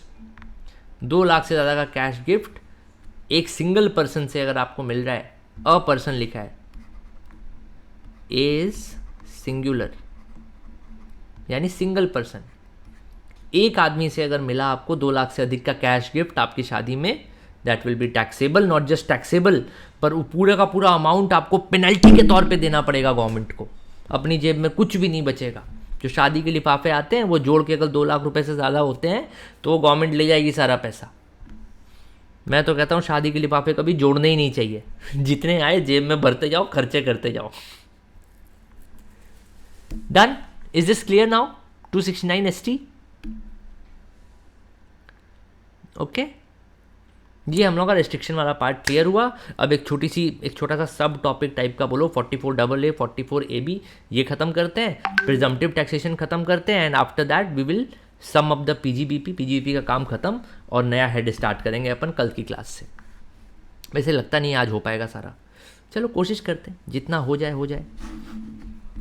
कोशिश करने वालों की हार नहीं होती और लहरों से डर के नौका पार नहीं होती। चलिए, maintenance of account section 44AA। Section 44AA एक बड़ा ही शांत शरीफ सा सेक्शन है, बहुत छोटी सी बात करता है। कहता है कि कुछ स्पेसिफाइड प्रोफेशंस हैं, CAs, डॉक्टर्स, इंजीनियर्स, इस तरह के कुछ प्रोफेशनल्स हैं, they are mandatorily required to maintain books of accounts. चाहे उनका बिजनेस कितना भी छोटा हो, आप अगर डॉक्टर हो, आपने एक छोटी सी गांव में भी छोटा सा क्लिनिक खोला हुआ है, तो भी आपको फुल फ्लेज सारी बुक्स ऑफ अकाउंट्स मेंटेन करनी पड़ती है। उसमें बहुत सारी चीज़ें होती हैं, वो डेली विजिट रजिस्टर, कौन कौन आया आपके पास, पेशेंट, किसने कितने पैसे दिए, आपने कौन सी दवाइयाँ खरीदी, वो सारी चीज़ें आपको प्रॉपरली मेंटेन करनी पड़ेंगी, सिर्फ और सिर्फ स्पेसिफाइड प्रोफेशन के लिए, सबके लिए नहीं। ओके, ये बात समझ में आई? बोलो भाई। 44AA स्पेसिफाइड प्रोफेशन अगर आपका है तो you will have to mandatorily require maintain books of accounts. ठीक। What if you are someone else, you are not a specified professional for others. दूसरे लोगों के लिए है कि अगर आपका टोटल इनकम 2.5 लाख से कम है, सेल्स 25 लाख से कम है, in any of the 3 preceding previous year. मैं इस चीज़ को यहाँ लिख दूँ, थोड़ा छोटा छोटा लिखा है। ये कह रहा है टोटल इनकम समझते हो ना, प्रॉफिट, सारे खर्चे वर्चे काट के जो प्रॉफिट आ रहा है, it should be, if it is greater then 2,50,000। 2.5 lakh क्या होता है पता है ना? 2.5 लाख एग्जेम्पशन लिमिट है। वहाँ तक की इनकम एग्जेम्प्ट होती है। और दूसरा, अगर आपका sales is greater than 25 lakhs, total income is less than greater than 2.5 lakh या सेल्स ग्रेटर देन 25 lakhs, तो आपको बुक्स ऑफ अकाउंट्स मेंटेन करनी पड़ेंगी। वो वही सब लिखता है उसमें, bank book, cash book, journal, ledger etcetera इस तरह की चीज़ें। और अगर नहीं है, 25 लाख से कम सेल है, 2.5 लाख से कम सेल है, तो आपको कोई भी रिक्वायरमेंट नहीं है बुक्स ऑफ अकाउंट मेंटेन करने की। चिल करो एकदम, जो मन में आ रहा है लिखो, जो नहीं मन में आ रहा है मत लिखो। इतनी कम इनकम पे सरकार आपसे बहस करने नहीं जाएगी कि बुक्स ऑफ अकाउंट्स ले आओ, मेरे को दिखाओ तुम्हारा पीएल क्या है, बैलेंस शीट क्या है। तो गवर्नमेंट छोड़ देती है कि चलो ठीक है 2.5 लाख से कम इनकम है यार, सेल्स जो है 25 लाख से भी कम है, इससे क्या मांगू बुक्स ऑफ अकाउंट्स। इनकम तो भाई हो सकता है कि किसी साल लॉस हुआ हो, टर्नओवर आपका 500 करोड़ है और इनकम आपकी है लेट्स से -25 lakhs, तो 2.5 लाख से तो कम ही है ना -25 lakhs। तो total income greater than 2.5 lakh पे बोल रहा है बुक्स ऑफ अकाउंट्स बनाने को, तो ऐसा बंदा तो बच जाएगा। तो ऐसे लोगों को पकड़ने के लिए बोलता है कि इनकम भी 2.5 लाख से ज़्यादा होनी चाहिए, या फिर अगर सेल्स भी 25 लाख से ज़्यादा होनी चाहिए। अगर ये दोनों ज़्यादा है तो आपको बुक्स ऑफ अकाउंट्स बनाना ही पड़ेगा। दोनों में से कोई भी एक ज़्यादा है, सॉरी, और इन दोनों में से कोई भी एक अगर ज़्यादा है तो आपको बुक्स ऑफ अकाउंट्स बनाना पड़ेगा, otherwise you are not required to maintain books of accounts, as simple as that. काम खत्म। Clear? Okay, everybody comfortable with this point? आ जाओ। स्पेसिफाइड प्रोफेशन में क्या क्या आएगा? लीगल यानी वकील साहब लोग, मेडिकल यानी डॉक्टर साहब लोग, engineering, architectural, accountancy, technical consultancy और इंटीरियर डेकोरेशन और other notified profession. Other notified का मतलब गवर्नमेंट टाइम टाइम पे नोटिफाई करती रहती है कि ये भी स्पेसिफाइड है, वो भी स्पेसिफाइड है, सारे लोग स्पेसिफाइड है। अब देखिए कौन कौन सी बुक्स बनानी पड़ती हैं। कैश बुक, ये याद करने की ज़रूरत नहीं है। जर्नल समझते हो ना, जिसमें अपन एंट्री करते हैं। Ledger, carbon copies of bills exceeding ₹25, 25 रुपये से ज़्यादा का जो भी खर्चा है उसका बिल होना चाहिए, बिल की एक कॉपी लगी होनी चाहिए। And otherwise bills and vouchers in respect of expenses. Clear? अगर आप मेडिकल प्रोफेशन है तो ये 2 बुक्स एक्स्ट्रा हो जाती हैं आपके लिए। एक डेली केस रजिस्टर, जिसमें रोज़ जो पेशेंट आ रहे हैं उनका नाम रिकॉर्ड करना है। एक स्टॉक रजिस्टर, जिसमें आपको मेंटेन करना है कि आपके पास कौन कौन सी दवाइयाँ हैं, आपने कब खरीदी थी, कहीं वो एक्सपायर तो नहीं कर गई। ये सारी चीज़ों का रिकॉर्ड मेंटेन होना चाहिए। और कब तक मेंटेन करोगे? 6 साल तक, यानी आज की डेट से पीछे 6 साल तक हमने जो भी हिसाब किताब करा है वो सारे बुक्स को हमको मेंटेन करना पड़ेगा, अपने पास रखना पड़ेगा। क्या पता कल को किसी असेसिंग ऑफिसर का दिल आ जाए और वो बोले लाओ भाई दिखाओ अपनी बैलेंस शीट, दिखाओ अपना profit and loss account, bill कहाँ रखे हैं। तो इसलिए मोटे मोटे रिकॉर्ड्स रखे जाते हैं अलमारी बना बना के। Done? Is it done? Can you move forward? छोटे सिंपल टॉपिक्स हैं। अगला सेक्शन है 44AB। अब ध्यान से सुनना, 44AA क्या बोल रहा था? कहाँ गया 44AA? 44AA बात कर रहा था मेंटेनेंस ऑफ अकाउंट्स की। 44AB बात करता है ऑडिट ऑफ अकाउंट की। ऑडिट का मतलब समझते हो? आपने अपना बैलेंस शीट बनाया, प्रॉफिट एंड लॉस बनाया, और फिर उसी के हिसाब से इनकम टैक्स डिपार्टमेंट के पास पहुंच गए कि ये लो भैया ये मेरा इनकम टैक्स रिटर्न है। अभी ये किसका बनाया हुआ है? आपका खुद का बनाया हुआ है। आप तो अपने बुक्स में अपना फेवर की ही बात बोलोगे ना। आपकी इनकम अगर 1 करोड़ है तो आप बोलोगे अरे कहाँ भैया 20-30 लाख कमा लेते हैं, दाना पानी चल जाता है। ऐसा हाथ जोड़ के जाओगे इनकम टैक्स ऑफिसर के सामने। इनकम टैक्स ऑफिसर बोलता है कि यार देखो तुम्हारा टर्नओवर तो काफ़ी ज़्यादा लग रहा है, मुझे यकीन नहीं होता कि तुम इतना कम पैसे कमाते हो। ऐसा करो अपने अकाउंट्स को ऑडिट करवा के ले आओ। ऑडिट का मतलब क्या हुआ? Some third person, some professional will check your books of accounts for any errors, any omissions, any fraud, any mistakes, और वो सारी चीज़ों को चेक करके अपनी एक रिपोर्ट बना के देगा। बोलेगा कि मैंने ये चेक करा है और मुझे पता चला कि यहाँ पे ये गलती है, वहाँ पे वो गलती है। अपनी 4-5 गलतियाँ लिख के क्वालिफिकेशन लगा के आपको रिपोर्ट दे देगा। जब तक गवर्नमेंट आपको मजबूर नहीं करेगी कि ऑडिट कराओ, क्या आप ऑडिट कराना पसंद करेंगे? कम से कम टैक्स ऑडिट तो कराना पसंद नहीं करेंगे। बाकी जगह भले आप भाई इंटरनल ऑडिट करवा लो, अपनी ऑडिट का वैसे भी बहुत यूज़ होता है इंडस्ट्री के लिए, पर टैक्स का ऑडिट तो तुम नहीं करवाओगे गवर्नमेंट अगर फोर्स ना करे तो गवर्नमेंट सेक्शन 44AB से फोर्स करती है कि यार आप लोग कम से कम अपने बुक्स ऑफ अकाउंट्स का ऑडिट तो कराओ ही कराओ। किसको बोलती है? सबको बोलती है क्या? नहीं, सबको बोलेगी तो पागल ही हो जाएंगे सब लोग। छोटे छोटे व्यापारी बेचारे आएंगे सीए के पास, ऑडिट फीस कितनी है, वो कोई छोटा मोटा भी सीए होगा तो 10-20 हज़ार 25 हज़ार की फीस बता देगा उसको। अब लो बैठ गया खर्चा, यहाँ बेचारे की महीने की कमाई 50 हज़ार है नहीं, 25 हज़ार ऑडिटर्स आपको फीस दे दे। इसलिए गवर्नमेंट सबको नहीं छूती है, सबके ऊपर ये कंपल्शन नहीं लगाती है अपने बुक्स ऑफ अकाउंट्स को ऑडिट कराने का। वो कहती है कि अगर आपका बिजनेस का टर्नओवर 1 करोड़ से ज़्यादा है तो आप ऑडिट करवा लीजिएगा, पहली कंडीशन। ठीक, ये नॉर्मल कंडीशन है, in fact this is the only normal condition, बाकी सारे तो स्पेशल केसेस हैं। मैं इसको जूम कर सकते हैं क्या? एक सेकंड रुको, तो बहुत छोटा लिखा हुआ है। तुम लोग को दिख रहा है यहाँ पे क्या लिखा है? Is it visible? Is this column at least visible?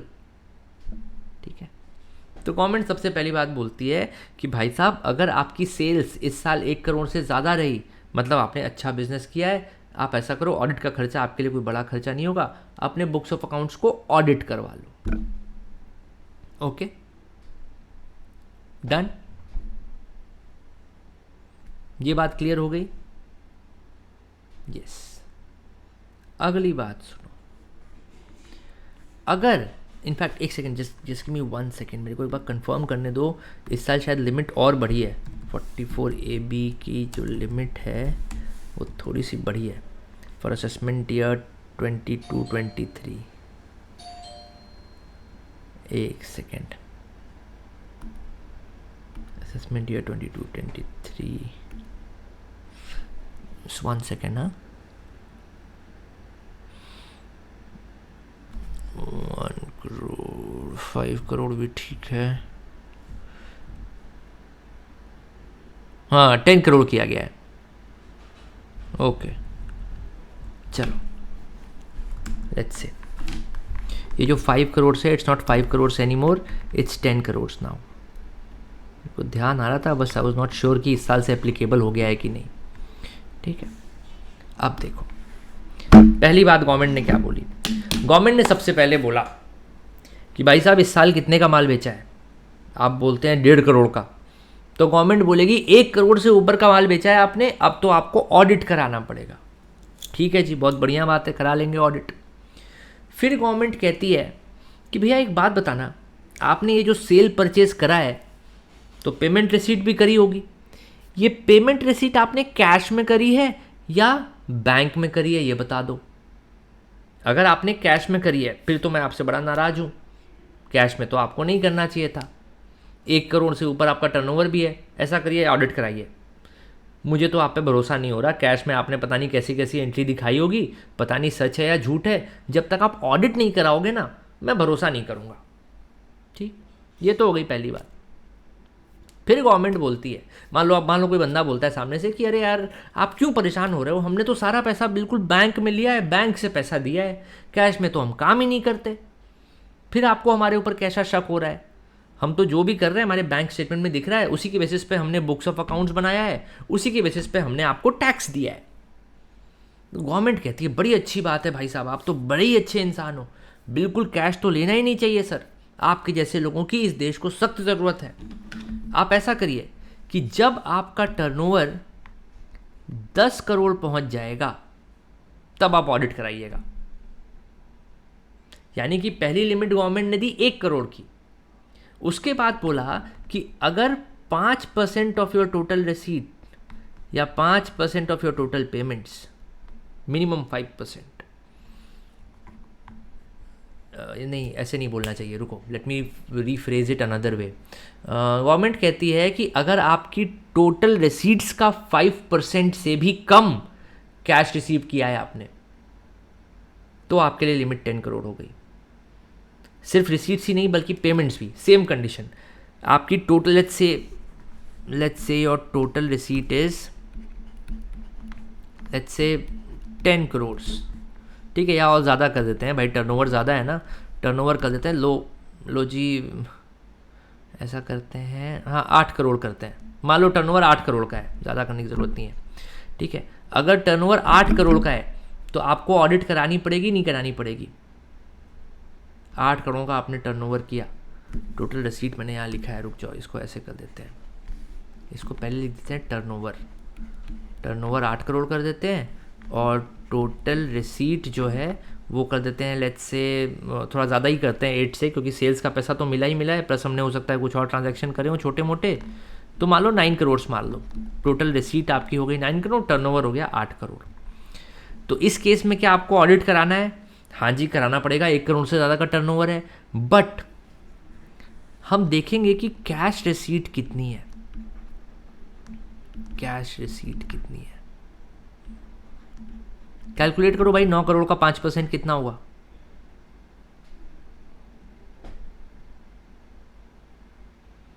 बताओ बताओ, कोई चैट में बताओ, 5% ऑफ 9 करोड़ 45 लैक्स, ज़्यादा नहीं बोल रहे हो भाई, 4,50,000 होना चाहिए मेरे ख्याल से। हैं जी, क्या बात कर रहे हो, 45 लैक्स होगा 5%? हाँ ठीक है ओके, करेक्ट, बिल्कुल सही। ठीक है, तो कैश रिसीट 5%, 45 लाख से कम है अगर आपकी, फिर तो बहुत अच्छा, बल्ले बल्ले, आपको ऑडिट कराने की ज़रूरत नहीं है। इस तरह से फिर पेमेंट भी चेक करेगा, टोटल पेमेंट मान लीजिए आपने पूरे साल में लेट्स से 6 करोड़ का किया है, तो इसमें से कैश पेमेंट कितने थे? कैश पेमेंट की पहले लिमिट चेक की जाएगी, 5% ऑफ 6 करोड़ कितना हुआ? 6 5 ज़ा 30, ये 30 लाख हुआ क्या यार, बहुत ज़्यादा नहीं हो रहा ये? 30 लाख, 1 2 3 4 5 6, ठीक। तो गवर्नमेंट बोलेगी कि इस केस में गवर्नमेंट बोलेगी कि भाई साहब आपकी जो टोटल रिसीट्स थी उसके सामने जब हमने आपकी कैश रिसीट्स को कंपेयर किया तो हमें पता चला कि भाई ये तो 5% से भी कम है। आपकी टोटल पेमेंट्स हमने उठाई, उनमें से हमने देखा कि कैश पेमेंट्स कितनी है, 5% से भी कम थी। इसका मतलब आप बहुत ही भले इंसान हो, आप सारा काम बिल्कुल पक्के में करते हो, सारा पैसा बैंक में लेते हो, गवर्नमेंट को सब बताते हो, हमसे कुछ नहीं छुपाते हो, आपके ऊपर हमको भरोसा है। आपको ऑडिट कराने की ज़रूरत नहीं है। आप ऑडिट तभी कराना जब आपका टर्नओवर 10 करोड़ के ऊपर चला जाए। तो आम आदमी के लिए टैक्स ऑडिट की लिमिट है 1 करोड़ रुपीज़, यानी 1 करोड़ से ज़्यादा आपका टर्नओवर जाता है तो आपको टैक्स ऑडिट करवाना पड़ेगा। टैक्स ऑडिट का मतलब क्या होता है कि कोई एक चार्टर्ड अकाउंटेंट आपके बुक्स ऑफ अकाउंट्स को देखता है और गवर्नमेंट को ये बताता है कि आपके इनकम टैक्स के लॉज के हिसाब से इन्होंने जो बुक्स ऑफ अकाउंट्स बनाया है it is true and fair, इसमें किसी तरह का कोई घपला नहीं दिख रहा है मेरे को, और इसके बेसिस पे आप इसका टैक्सेशन का कंप्यूटेशन कर सकते हैं। ठीक है जी, डन। ये बात समझ में आई?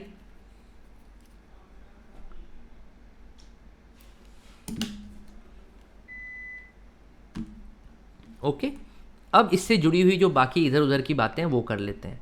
ये मेन प्रोविजन था आपका।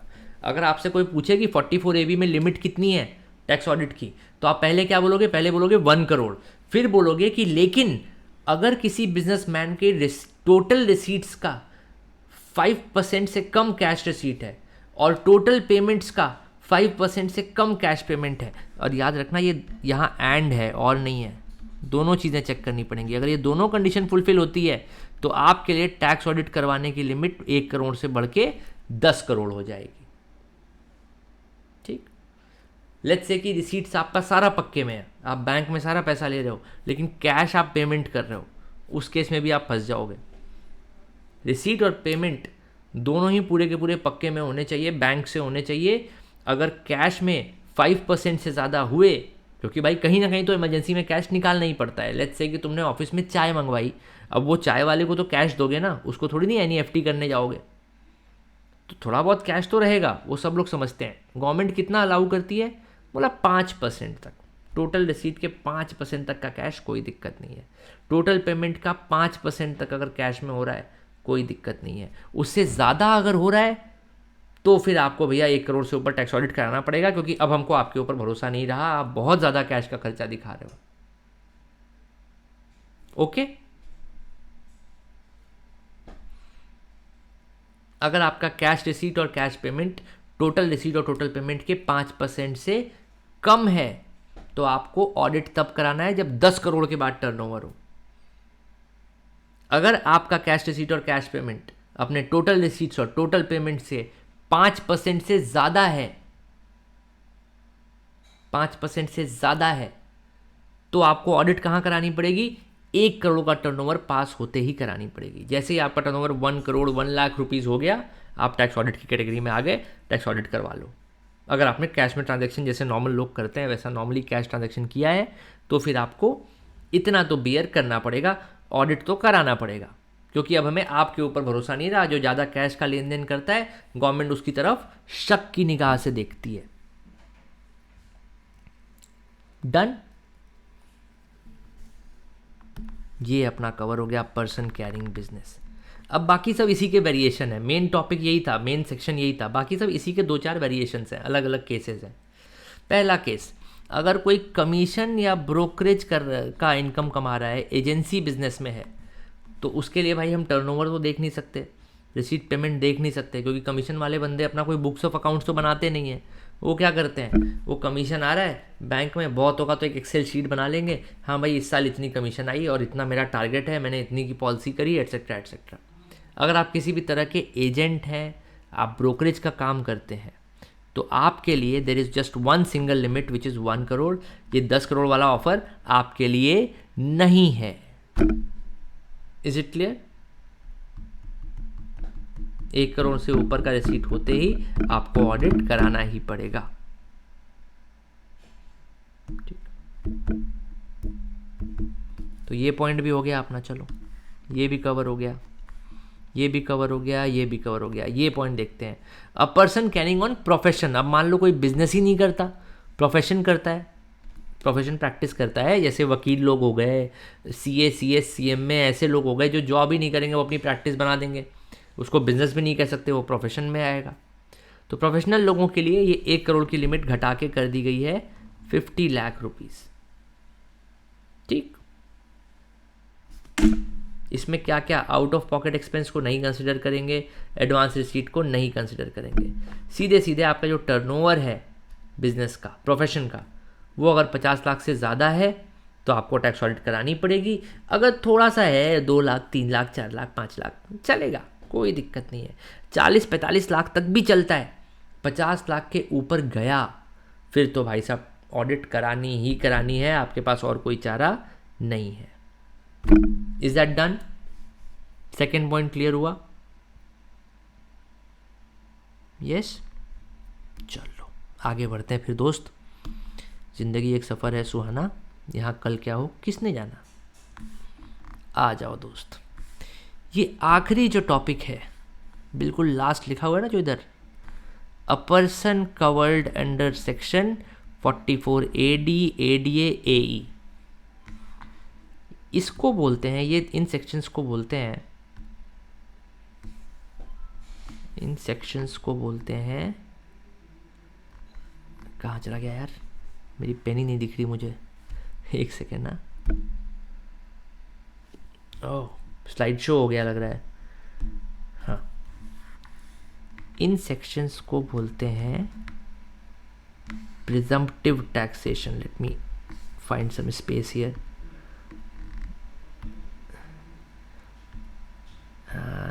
70% तो ज़्यादा ही कम हो गया, चलो 80% वॉज फाइन।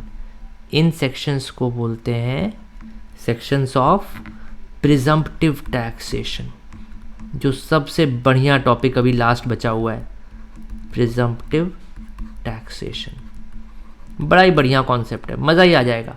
तो इसके बारे में जब हम प्रिजम्पटिव टैक्सेशन पढ़ेंगे तब देखेंगे। इनफैक्ट मैं तो सोच रहा हूँ कि एक ब्रीफ दे ही दें क्या, प्रिजम्पटिव टैक्सेशन वैसे भी स्टार्ट ही होने वाला है। चलो खैर, इस पे अपन तब आएंगे जब प्रिजम्पटिव टैक्सेशन की पढ़ाई स्टार्ट करेंगे, तब ये समझ में आएगा अच्छे से। Next, due date for getting books audited and form number of audit report. तो ये ड्यू डेट जो होती है, ये तो आपको पता ही है, हर साल 2 डेट्स होती हैं फाइलिंग की। एक तो आपकी होती है नॉर्मल ITR की डेट 31 जुलाई, और 30 सितंबर किसके लिए, जो ऑडिट कराते हैं अपना, उनको थोड़ा एक्स्ट्रा टाइम देती है गवर्नमेंट कि भाई तुम जांच पड़ताल करा रहे हो किसी थर्ड पार्टी से, तो थोड़ा थोड़ा टाइम लगेगा, कोई बात नहीं। जुलाई के बाद अगस्त सितंबर 2 महीना एक्स्ट्रा है तुम्हारे पास, 30 सितंबर तक तुम ऑडिट रिपोर्ट दे सकते हो। और उसके अलावा एक चीज़ और थी यार, हाँ ठीक है, ड्यू डेट वाला अपना हो गया, due date of furnishing return of income. जो आपकी रिटर्न ऑफ इनकम भरने की ड्यू डेट है, वही आपकी ऑडिट रिपोर्ट ई फाइलिंग की ड्यू डेट होगी। तो किसी की बेसिकली एक चीज़ और होती है इसमें कि 31 जुलाई तक की जो ड्यू डेट होती है, it is for non audit cases. Individuals हो गए, नॉर्मल छोटा मोटा बिजनेस कर रहे हैं, HUF है, कोई छोटी मोटी फर्म है, उनको ऑडिट कराने की ज़रूरत नहीं पड़ती जब तक वो कैटेगरीज क्रॉस नहीं कर रहे हैं, और उनका लास्ट डेट जो है वो 31 जुलाई ही पड़ता है। जब उनका टर्नओवर बढ़ जाएगा, 1 करोड़ से ऊपर हो जाएगा मान लो, तब उनको ऑडिट करानी पड़ेगी, और तब उनकी ड्यू डेट हो जाएगी 30 सितंबर। ओके, ठीक। अब देखो, income tax act is not the only act that asks you to audit your books of accounts. बहुत से अलग अलग एक्ट्स हैं। Number 1 is companies act 2013। Companies act कहता है कि तुम टैक्स के लिए ऑडिट कर रहे हो, उससे हमें क्या फ़ायदा। हमें तो ये जानना है कि भाई आपने कंपनी लॉ में जो जो प्रोविजंस बताए गए हैं उनको फॉलो किया है, कहीं कुछ ब्रेक नहीं किया। जैसे फॉर एग्जांपल कुछ कुछ जगह पे कंडीशन होती है कि भाई डायरेक्टर जो है वो रोटेट होते रहेंगे, हर 3 महीने 4 महीने पे कोई डायरेक्टर रिटायर होगा, सॉरी हर 3 साल 4 साल पे, या हर साल रोटेट होंगे कि एक कोई रिटायर होगा और कोई नया आएगा। मान लो ऐसा कोई रूल बना हुआ है कि कोई डायरेक्टर 5 साल से ज़्यादा नहीं रह सकता, 5 साल के बाद उनको रिज़ाइन करना पड़ेगा, या एटसेट्रा एटसेट्रा XYZ, बहुत सारी चीज़ें हो सकती हैं। तो आपने जो भी मिनिस्ट्री ऑफ कॉर्पोरेट अफेयर्स का कंप्लायंस है इस तरह का, उसका कंप्लायंस किया कि नहीं किया, उसके लिए एक अलग ऑडिट रिपोर्ट जाती है, उसको हम लोग ऐसा statutory corporate statutory audit report करके बोलते हैं। तो यहाँ पे क्या हुआ, अब उस बंदे को इनकम टैक्स में भी ऑडिट कराना है, उस बंदे को कंपनीज एक्ट के हिसाब से भी ऑडिट कराना है, और तो और कोई मान लो सोसाइटी वाला है तो सोसाइटीज़ एक्ट में कई बार ऑडिट लिखा रहता है। तो अलग अलग लॉज में आपको ऑडिट लिखा हुआ है, कई जगह से आपको 4 जगह से 5 जगह से ऑडिट कराना पड़ सकता है। वाई सर 5 बार क्यों ऑडिट कराना? अगर एक ही बंदे ने सब चेक करके एक ही रिपोर्ट में डाल दिया तो गवर्नमेंट एक्सेप्ट नहीं करती है। गवर्नमेंट बोलती है कि भाई अपने मन से ना तुम कुछ भी नहीं कर सकते, हमने तुम्हें एक ऑडिट का फॉर्म नंबर दिया है, उसको चेक करो। तो 2 फॉर्म्स हैं, एक फॉर्म है 3CA एंड 3CD, एक फॉर्म है 3CB एंड 3CD। मेन जो ये 3CD वाला सेक्शन होता है ना, ये एक्चुअली आपकी टैक्स ऑडिट रिपोर्ट होती है। इसमें एक्चुअली आपसे आपके इनकम कंप्यूटेशन से रिलेटेड कुछ क्वेश्चंस पूछता है। जैसे I give you some examples. The most common question is about inventory, कि क्या आपने इन्वेंट्री के रिकॉर्ड्स मेंटेन किए हैं, अगर हाँ तो मुझे क्वांटिटी के साथ बताइए कि आपकी ओपनिंग बैलेंस कितनी थी इन्वेंट्री की, ड्यूरिंग द ईयर आपने परचेज कितना करा, ड्यूरिंग द ईयर आपने सेल कितना करा, cost of goods sold off course, और नेट में कितनी क्लोजिंग स्टॉक आपके पास बच रही है। इसी तरीके से प्रॉफिट का रेशियो भी पड़ा होता है इसमें कई तरह के क्वेश्चंस होते हैं कि जैसे for example one of the questions that I remember very clearly कि आपको बताना होता है कि जो PL में SSC ने एक्सपेंसेस लिख के रखे हैं, कहीं वो एक्सपेंसेस पर्सनल नेचर के तो नहीं। समझ में आई बात? सपोज करो कोई कंपनी का डायरेक्टर है, ठीक है, उसने क्या किया, वो अपनी वाइफ को लेके गया घुमाने के लिए, उसकी वाइफ नाराज़ चल रही थी उससे, वाइफ को पता चल गया था कि डायरेक्टर उसका सेक्रेटरी के साथ चक्कर चल रहा है, अब कैसे मनाए, तो यूरोप ट्रिप पे ले गया अपनी वाइफ को, बढ़िया यूरोप घुमाया, अच्छा अच्छा खाना खिलाया, बढ़िया शॉपिंग कराया, और सारे खर्चे कहाँ डाल दिए, कंपनी में। वो बोल दिया कि मैं तो मार्केट रिसर्च करने यूरोप गया था। अब ये ऑडिटर का काम है कि सच्चाई पता लगाए कि वो जो खर्चे बुक्स ऑफ अकाउंट्स में पड़े हैं कंपनी के, वो पर्सनल खर्चे हैं या कंपनी के एक्चुअल बिजनेस एक्सपेंसेस हैं। तो इस तरह की बहुत सारी और चीज़ें होती, बहुत लंबी ऑडिट रिपोर्ट होती है। 3CD इज़ द मेन क्या बोला जाए उसको, the main audit report, the actual tax audit report, जिसके बारे में हम बात कर रहे हैं यहाँ पे। उसके पहले ना एक सिंगल पन्ने का या 2 पन्ने का कह सकते हो, 2 पन्ना भी नहीं होता मेरे ख्याल से, एक सिंगल पेज का एक sort of like a introductory portion होता है, जिसको बोलते हैं 3CA इन द केसेस जहाँ पे बाकी बहुत सारे लॉज में ऑडिट हो रहा हो, और 3CB फॉर दोज केसेस जहाँ पे सिर्फ और सिर्फ इनकम टैक्स में ऑडिट हो रहा हो। अरे I just realize something great यार, एक सेकेंड, ऑरेंज लगाएं क्या? हालांकि ऊपर नीचे नहीं है, भारत का झंडा नहीं लगेगा, बट फिर भी 3CA 3CB, ठीक है। तो 3CA 3CB में क्या डिफरेंस होता है? बहुत छोटा सा डिफरेंस होता है। वो नॉर्मली पहले पूछेगा आपका नाम क्या है, एड्रेस क्या है, कौन से डेट का बुक्स ऑफ अकाउंट्स आप हमारे पास लेके आए हो, और उसके बाद किसी और लॉ में रजिस्टर्ड हो क्या। जैसे for example if you are registered in GST, तो आपको बताना पड़ता है कि ये मेरा GST रजिस्ट्रेशन नंबर है। If you are a company तो आपको सिन डिटेल्स देनी पड़ती हैं, सिन मतलब corporate identification number etcetera etcetera. तो 3CA जो है वो 3CB से बस इतना ही अलग है कि वो बोलता है कि भाई क्या कहीं और से तुम्हारा ऑडिट हो रहा है? आप बोलोगे हाँ, उसके बाद आप कौन से एक्ट में ऑडिट हो रहा है वो सिलेक्ट कर लोगे, और कुछ 1-2 चीज़ें उस ऑडिट के बारे में आपसे सवाल पूछेगा, जस्ट टू मेक श्योर कि आप जो सच मेरे से यहाँ बोल रहे हैं क्या वही सच आपने उस ऑडिट रिपोर्ट में भी बोला है।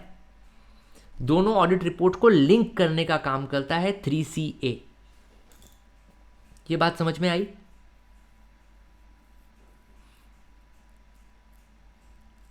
बोलो बेटा।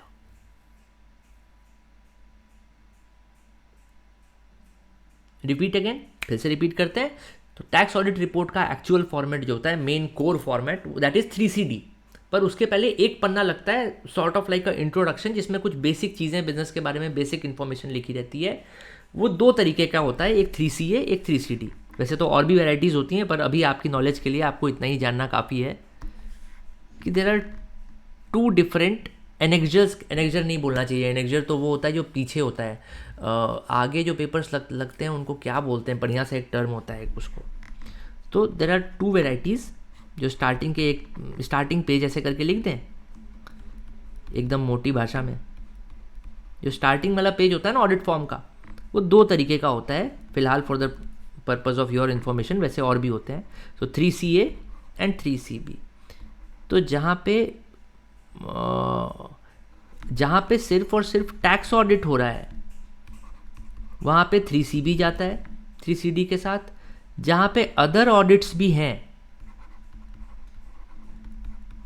जैसे कंपनी लॉ का ऑडिट हो गया, सोसाइटीज़ एक्ट में जो ऑडिट है वो हो गया, और ऑडिट्स भी अगर हैं तो उसकी इन्फॉर्मेशन के लिए 3CA आता है, जिसमें अलग से कॉलम्स बने रहते हैं जहां आपको बताना होता है कि वो जो आपने दूसरी ऑडिट करवाई है अपनी, वो कौन से सेक्शन में करवाई है या कौन से लॉ के तहत करवाई है, और उसमें आपने क्या क्या मतलब जो कोर फाइंडिंग्स हैं या इस तरह की चीज़ें समझ लो कि एक सॉर्ट ऑफ लाइक एक ब्रीफ इन्फॉर्मेशन रहती है अदर ऑडिट के बारे में। तो फॉर्म नंबर आपको याद रहेगा टैक्स ऑडिट का। नॉर्मल केस है तो 3CB 3CD, और अगर ऐसा केस है जहाँ पे मल्टीपल ऑडिट्स हो रहे हैं तो वहाँ पे 3CA 3CD। Okay, done.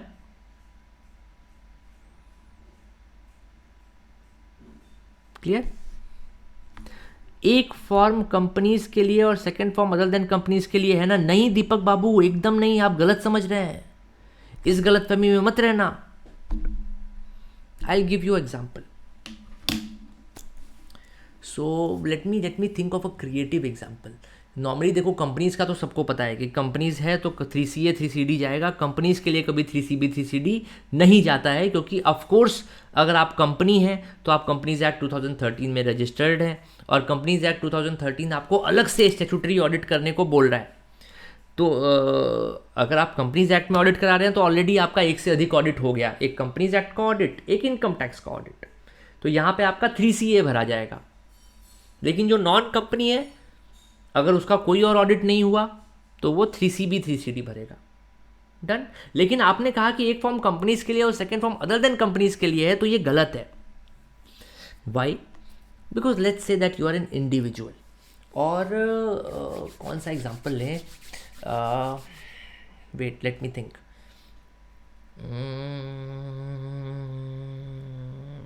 Okay, let's take example of let's say financial advisor. वो आपको पता है एक एग्ज़ाम होता है इसका, व्हाट्स द नेम, NSE वाले कराते हैं, नेशनल स्टॉक एक्सचेंज वाले। वो लोग एग्ज़ाम कराते हैं, सर्टिफिकेट देते हैं, और अगर आपके पास वो सर्टिफिकेट है तो आप वो कंसल्टेंसी दे सकते हो किसी को कि कौन सा शेयर खरीदें, कौन सा शेयर नहीं खरीदें, इस तरह से करके। तो let's say you are an individual, आपकी ग्रॉस एसेट्स काफ़ी हैं, 2 करोड़ 3 करोड़ हैं, आप रजिस्टर्ड, सेबी के द्वारा रजिस्टर्ड, वो एग्जैक्ट मेरे को ध्यान नहीं आ रहा है, फाइनेंशियल कंसल्टेंट, टैक्स कंसल्टेंट क्या बोलते हैं, टैक्स नहीं सॉरी, फाइनेंशियल कंसल्टेंट या ऐसे कुछ है, एडवाइज़र करके कुछ होता है। तो investment advisor, yes now I remember, investment advisor बोलते हैं। तो आपने सेबी से वो सर्टिफिकेशन लिया, मतलब NSE से सर्टिफिकेशन लिया, और सेबी के पास एज एन इन्वेस्टमेंट एडवाइज़र खुद को रजिस्टर कराया। अगर आप रजिस्टर्ड हैं तभी आप ये धंधा कर सकते हैं इन्वेस्टमेंट एडवाइजरी का। ऐसा नहीं कि यूट्यूब चैनल खोल के लगे सबको ज्ञान देने कि आज अदानी पावर खरीदो और कल टाटा पावर खरीदना और आज डोमिनोज बेच दो। ये सब नहीं कर सकते। आपको प्रॉपर एग्ज़ाम देना पड़ेगा, NSE का सर्टिफिकेट लेना पड़ेगा और सेबी में रजिस्ट्रेशन कराना पड़ेगा। जब आप सेबी में रजिस्टर्ड होंगे एज एन इन्वेस्टमेंट एडवाइज़र, तो सेबी आपको बोलेगी कि भाई साहब मुझे आपके अकाउंट्स का ऑडिट चाहिए। I want to be sure कि आप जो लोगों को इन्वेस्टमेंट एडवाइजरी दे रहे हैं, कहीं उसमें ज़रूर, कहीं आपने पार्टनरशिप तो नहीं ले रखी कि आप मुझे 10 करोड़ रुपए दो, मैं आपको महीने का 3% रिटर्न ला के दूंगा, 5% रिटर्न ला के दूंगा, और बाकी जो एक्स्ट्रा पैसा मैंने कमाया आपके पैसे पे वो मेरा। इस तरह की डील्स होती हैं और सेबी मना करती है। सेबी कहती है अगर आप इन्वेस्टमेंट एडवाइज़र हैं तो आपका काम बड़ा सिंपल है, आपको अगले को एडवाइस देनी है, and the fees for that advice can not be based upon the turnover that the third person is doing, that your client is doing. Let's say कि मैंने आपको एक एनालिसिस करा कि इन्फोसिस के शेयर्स जो हैं वो अगले 2-3 दिनों में मिनिमम 5% बढ़ने वाले हैं। मैंने एक ऐसा एडवाइस कर दिया रैंडम, और आपसे मैंने बोला कि अब तुमको देखो मैंने बताया है, मेरे बताने पे तुम्हें प्रॉफिट होगा, तो ऐसा करना कि तुम जितना भी प्रॉफिट होगा उसका 5% मेरे को दे देना। सिंपल। गवर्नमेंट कहती है नहीं। सेबी का कहना है कि अगर आप एक इन्वेस्टमेंट एडवाइज़र के तौर पे लोगों के प्रॉफिट्स में अपना परसेंटेज रखने लग जाएंगे, you will not be neutral any more. फिर आपके मन में ग्रीड आएगा, लालच आएगा, grid and fear. Share market ऊपर जाएगा तो आपको लालच आएगा, अरे मैंने इसको एडवाइस दिया यार, और बढ़ जाता, मज़ा आ जाता, 5%, 6%, 8% कमाते। उस लालच में आप गलत एडवाइस भी दे सकते हो। So for the purpose of on independence कहा जाए उसको, एक तरह से independence of mind, it is very very important कि आप जो एडवाइस दे रहे हो उसकी एक कोई नॉर्मल फीस चार्ज कर लो, 5,000, 10,000, 15,000, सब्सक्रिप्शन बेस डाल दो कि भाई हर महीने मेरे को 2-2 हज़ार देते रहो, 5-5 हज़ार देते रहो, 10-10 हज़ार देते रहो, कोई भी एक अमाउंट, आप 1 करोड़ भी एक महीने का ले लो, कोई दिक्कत नहीं है। लेकिन वो फिक्स अमाउंट होना चाहिए, वो on the basis of turnover नहीं होना चाहिए, on the basis of profit percentage नहीं होना चाहिए। ये बात चेक करने के लिए कि लोग मेरी इस आदेश का पालन कर रहे हैं कि नहीं कर रहे हैं, सेबी ने अलग से एक ऑडिट का प्रावधान डाल रखा है। ठीक, तो अब जब आप लेट्स से आपका turnover, you are a professional, आप टेक्निकल कंसल्टेंसी दे रहे हो, आपका turnover let's say it's more than 1 crore या मोर देन 50 लाख, 70 लाख 80 लाख का कुछ ट्रांजैक्शन है, 50 लाख की लिमिट के ऊपर है, और लेट्स से कि कैश वैश, खैर कैश से तो फ़र्क भी नहीं पड़ता प्रोफेशन के केस में, 50 लाख से ऊपर टर्नओवर है, आप ऑडिट कराओ। तो आपने इनकम टैक्स में भी ऑडिट कराना है और सेबी का ऑडिट आपका हो ही रखा है। इस केस में आप 3CB 3CD नहीं भरोगे, आप 3CA और 3CD भरोगे। 3CA में आपसे पूछेगा क्या भैया और भी कहीं से ऑडिट करा रहे हो, तो आप लिखोगे हाँ यार, और दूसरे सेक्शन में भी, दूसरे एक्ट में भी ऑडिट करा रहे हैं। तो पूछेगा कौन से एक्ट में, तो आप सेलेक्ट करोगे security exchange board of India करके, वो एक्ट है उनका, सेबी का एक्ट है पूरा, इस एक्ट के तहत मुझे करना पड़ रहा है, या जो भी उनका एक्ट है। फिर पूछेगा कि XYZ वो ऑडिट किसने किया, कई तरह की डिटेल्स छोटी छोटी पूछता है, तो वो सारी डिटेल भर दो, काम खलास। नॉर्मल जो 3CD आपका है टैक्स ऑडिट का, वो वैसे भी भरना था, वैसे भी भरना था। ठीक है जी, अभी क्लियर है ये टॉपिक, आगे बढ़ सकते हैं इससे? कुछ तो बोलो, यस यस यस यस, चलो बहुत बढ़िया। अब आ जाओ दोस्त, असली मज़ेदार टॉपिक अब चालू हुआ है, प्रिजम्पटिव टैक्सेशन। मेरे को याद दिलाना कि सर प्रिजम्पटिव टैक्सेशन वाला एक पॉइंट जो है ऑडिट में वो छूटा हुआ है, वो हमें डिस्कस करना है। ठीक, पहले हम समझते हैं कि प्रिजम्पटिव टैक्सेशन वर्ड का मतलब क्या है, उसके बाद हम ये समझेंगे कि इसको लाने की ज़रूरत क्यों पड़ी। ठीक है, सबसे पहले प्रिजम्पटिव टैक्सेशन का मतलब समझते हैं। प्रिजम्पटिव टैक्सेशन का मतलब होता है कि द गवर्नमेंट विल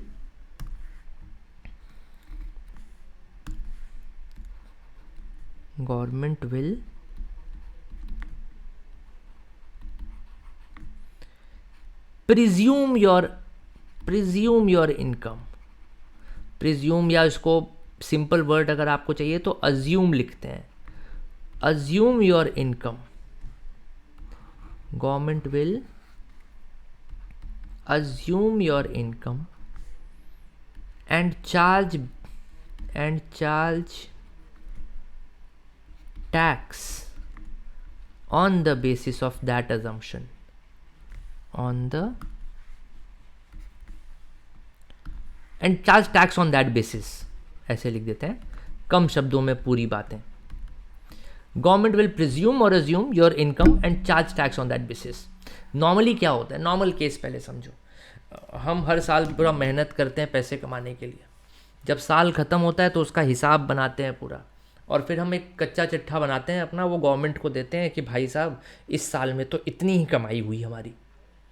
गवर्नमेंट को लगता है कि हाँ भाई इसका ऑडिट कराना चाहिए, वो 1 करोड़ से ऊपर टर्नओवर है, 5 करोड़ से ऊपर, जो भी हमने पढ़ा अभी, 10 करोड़ से ऊपर, वो सारे सेक्शन है, ऑडिट कराना है तो कराओ, नहीं तो कोई बात नहीं, लाओ जो तुम कह रहे हो उसको सच मान लेते हैं, और उसी के बेसिस पे आपका असेसमेंट होता है, जो टैक्स बनता है उसी हिसाब से आप दे देते हो, काम खत्म हो जाता है। अच्छा,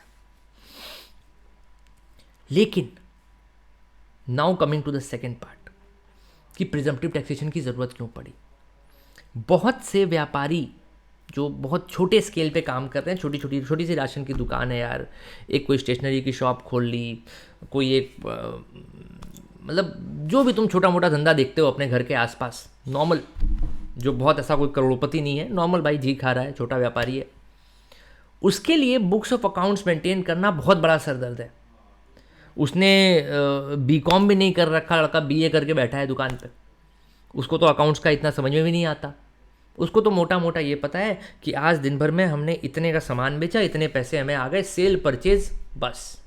और जिनकी उधारी है उनका खाते में नाम लिख लेता है कि गजोधर मिश्रा के नाम पे 20,000 रुपये आने बाकी, बस यही रिकॉर्ड वो बना रहा है। वो नहीं टैली में एंट्री कर रहा, जर्नल बना रहा है, कैश बुक बना रहा है, बैंक बुक बना रहा है, नहीं, इतना टेंशन वो नहीं लेता है। अब जब साल के अंत में इनकम टैक्स डिपार्टमेंट को उन्हें बताना होता है कि कितनी कमाई हुई, तब वो बेचारे घबरा जाते हैं कि अब क्या करें, हम किसी CA के पास जाएं क्या। लेकिन CA के पास जाओगे तो CA तो भाई फीस लेगा अपनी। अब छोटे व्यापारी को वो बर्डन बहुत ज़्यादा पड़ता था, लोग बड़ा रोते थे गवर्नमेंट के सामने कि भाई साहब ये टैक्स देने में आपको बहुत तकलीफ होती है हमें।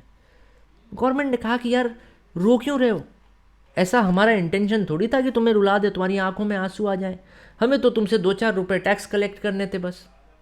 तुम ऐसा करो, तुम्हारे लिए हम एक नया उपाय लाते हैं प्रिजम्पटिव टैक्सेशन का। हम क्या करेंगे कि आप जिस भी इंडस्ट्री में काम करते हो उसके हिसाब से हम एक एवरेज निकाल लेंगे कि लगभग इतना % प्रॉफिट होना चाहिए, और आप हमें बस इतना बता दो कि कितने की सेल्स करी आपने। अगर आप बोलते हो कि भाई साहब मेरी इस साल 20 लाख रुपए की सेल्स हुई, तो गवर्नमेंट बोलेगी कि यार मोटा मोटी यार देखो 8-10% का ही मार्जिन रहता है, चलो 8% पकड़ लो, और वो 8% आपके 20 लाख का प्रॉफिट मान लेगी, और जो भी अमाउंट आएगा उस पर जो भी टैक्स बनता है वो दे देगी। हालांकि टैक्स नहीं बनेगा, 20 लाख का 8% is very less and which is not even true. 20 lakh से कम, अगर आपका 2 लाख से कम साल की इनकम है तो भूल जाओ, काहे का इनकम टैक्स रिटर्न भरने की भी ज़रूरत नहीं है। मैं कहता हूँ 60 लाख 70 लाख पकड़ लो कम से कम इनकम, लेट्स से 60 lakhs का इनकम अगर है तो 10% becomes 6 lakhs, 8% will become somewhere around what 4,80,000 है ना। तो आपकी इनकम टैक्सेबल बनेगी, तो आपको ITR भरना पड़ेगा। ठीक, तो गवर्नमेंट कहती है कि हम प्रिज्यूम कर लेंगे कि आपका प्रॉफिट इतना है, आप हमें क्या करो, बस टर्नओवर बता के दे दो, इतना टर्नओवर है, हम एक परसेंटेज लगाएंगे, मान लेंगे उतना ही आपने प्रॉफिट कमाया होगा इस पूरे धंधे में, और उस पर जो भी टैक्स बनता है आप दे देना। अब इनकम टैक्स रिटर्न भरना कितना इजी हो गया सोचो। आपको कोई डेप्रिसिएशन का फॉर्मूला नहीं लगाना, कोई खर्चा नहीं क्लेम करना, कोई और आपको ये नहीं दिखाना हमने इतने की रिसीट ली, इतने का पेमेंट, अरे कोई नियम कानून मानने की ज़रूरत ही नहीं है। ये जो हमने इतना लंबा PGBP पढ़ा, कुछ पढ़ने की ज़रूरत नहीं थी। बस एक चीज़ का हिसाब रखना है आपको, सेल्स का। वो तो हर व्यापारी रखता है, कितना भी खराब से खराब व्यापारी हो, जिसको एकदम भी नहीं आता हो, जिसको पढ़ना लिखना भी नहीं आता है ना, वो भी कम से कम इतना तो हिसाब रखता है कि भैया इस साल में हमने इतने का टर्नओवर करा। ये तो सबके पास है।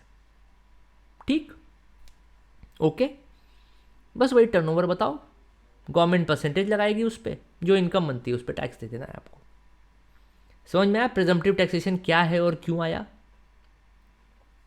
यस, प्रिजम्पटिव टैक्सेशन स्पेसिफिकली छोटे व्यापारियों के लिए आया है।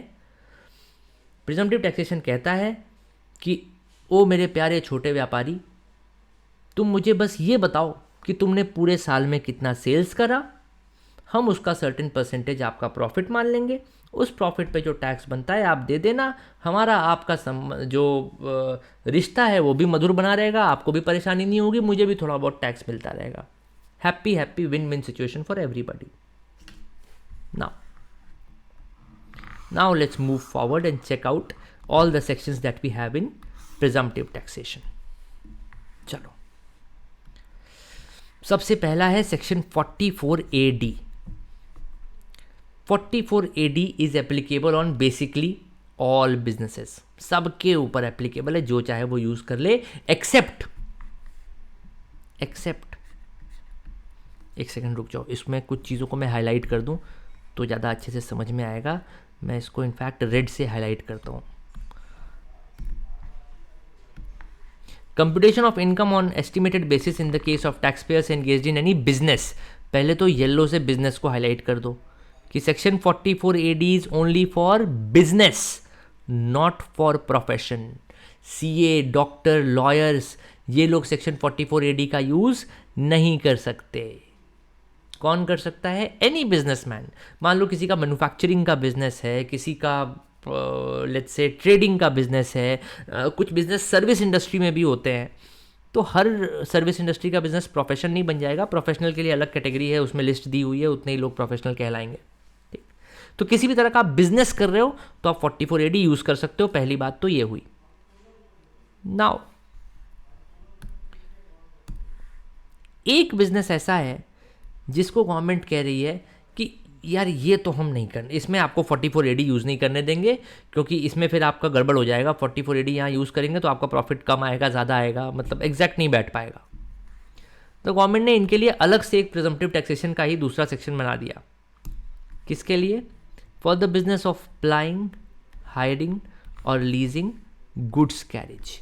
इसको मैं आम भाषा में लिखूं तो ट्रांसपोर्ट बिजनेस।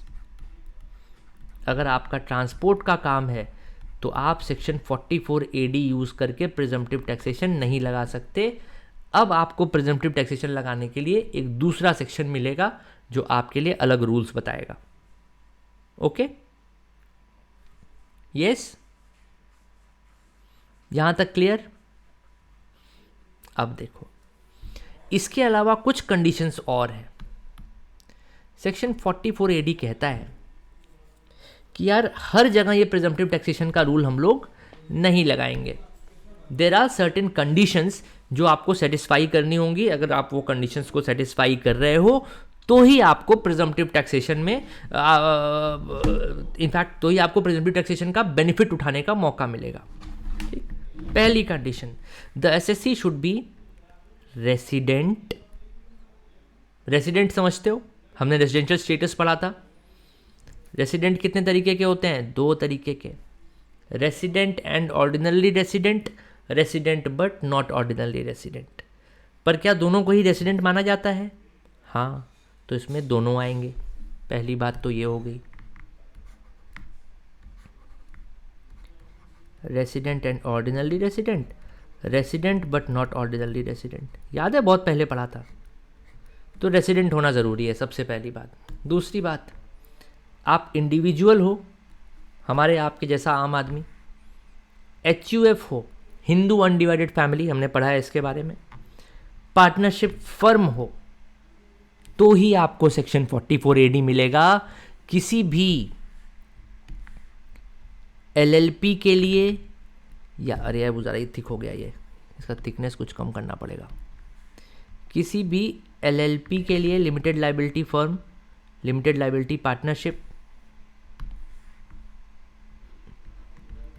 कंपनी के लिए, इस तरह के लोगों के लिए ये सेक्शन नहीं बना है। ये सेक्शन किसके लिए बना है? आम आदमी, छोटा व्यापारी, जो अभी नॉर्मल छोटे लेवल का बिजनेस कर रहा है, अभी उसने कंपनी नहीं बनाई, उसने LLP नहीं बनाई, वो आम आदमी की तरह बिजनेस, ये तो या तो इंडिविजुअल अकेले कर रहा होगा, या पारिवारिक बिजनेस है तो पूरा परिवार लगा होगा, हिंदू अनडिवाइडेड फैमिली, या हो सकता है 1-2 लोग आसपास मोहल्ले वाले लोगों के साथ पार्टनरशिप करके उसने बिजनेस छोटा सा स्टार्ट किया हो। तो रेसिडेंट इंडिविजुअल्स को मिलता है 44AD, HUF को मिलता है, पार्टनरशिप फर्म को मिलता है। भूल के भी किसी भी कॉरपोरेट पे, LLP पे, कंपनी पे, ट्रस्ट पे, सोसाइटी पे, इन पे ये सेक्शन लगाने की कोशिश कभी नहीं करेंगे आप। बिल्कुल ध्यान रखना, this is a very very important point, और कई बार एग्जामिनर इस पर ट्रिक करता है, आपको बेवकूफ़ बनाने की कोशिश करता है। वेरी इंपॉर्टेंट, याद रहेगी ये बात। 44AD किसको मिलता है? इंडिविजुअल्स को मिलता है सर, HUF को मिलता है, पार्टनरशिप फर्म को मिलता है। पार्टनरशिप फर्म कौन सी वाली? एकदम अपनी देसी वाली, जो पार्टनरशिप डीड साइन करके बनती है। LLP नहीं, जो कॉरपोरेट हो गया वो तो बहुत बड़ा हो गया, वो बड़े लोगों के लिए थोड़ी नहीं है। इनफैक्ट जो कॉरपोरेट होता है, LLP एक्ट में उसको ऑडिट भी कराना पड़ता है, तो बुक्स ऑफ अकाउंट्स तो बनानी ही पड़ेगी।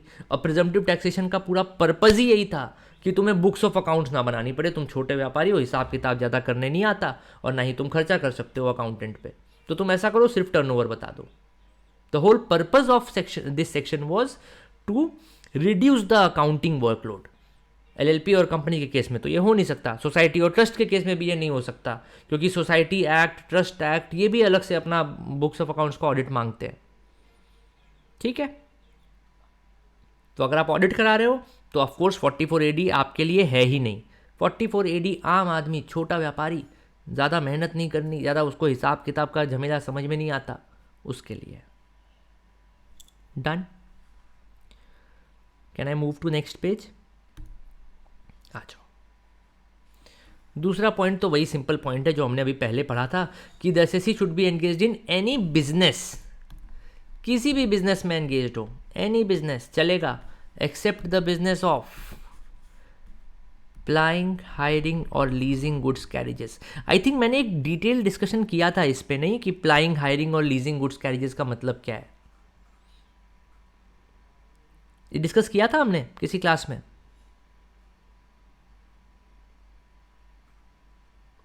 नहीं किया था? क्या बात कर रहे हो? तो चलो अब कर लेते हैं। ये लो यार, कैसी बातें करते हो, ये तो तुम्हें पता होना चाहिए। Very important thing. 3 चीज़ें बताई उसने। पहला होता है प्लाइंग। प्लाइंग का मतलब क्या होता है कि यार ये पॉइंट A है, ये पॉइंट B है। मेरा ट्रक जो है ना, साड़ी गड्डी, पॉइंट A से पॉइंट B विच जाएगी और पॉइंट B से पॉइंट A तक आएगी। आपको अगर अपना कोई सामान लोड कराना है पॉइंट B में पहुंचाने के लिए, तो पॉइंट A पे सामान लोड कर दो और पॉइंट B पे तुम उतार लो।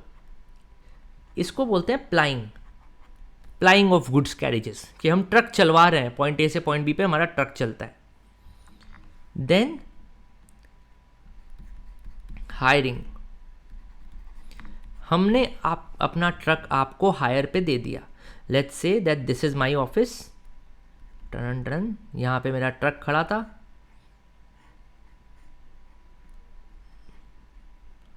अरे ट्रक की ड्राइंग बनाने में बड़ा टाइम लग रहा है यार, ये ले हो गया, बिल्कुल रियलिस्टिक।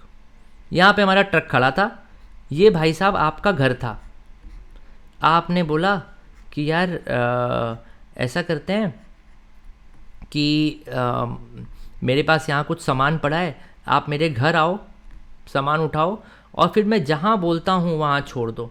लेट्स से कोई नया घर बन रहा है, ठीक है, नया आलीशान घर आपने बनाया है कोई, बिल्कुल मॉडर्न, आप वहाँ पे अपना सामान शिफ्ट करना चाहते हो, तो यहाँ से सामान उठाया, वहाँ पहुँचाया, आप जहाँ बोल रहे हो वहाँ, कोई फिक्स पॉइंट है या पॉइंट भी नहीं है, आपने जहाँ बोला वहाँ सामान पहुँचाएगा वो। लीजिंग का मतलब क्या होता है? लीजिंग का मतलब होता है कि भाई मुझे ट्रक चाहिए, ठीक है, ट्रांसपोर्टर के पास एक आदमी आया, बोलता है भाई ट्रक चाहिए, बोला भाई कहाँ से कहाँ सामान पहुँचाना है बताना ज़रा, मैं पहुँचा दूँगा। वो बोलता है कि भाई मेरा सामान मेरी मर्जी, तू अपना ट्रक 5 दिन के लिए मेरे को दो, मैं उसका जो चाहूँ वो करूँगा। अब ये रहा truck,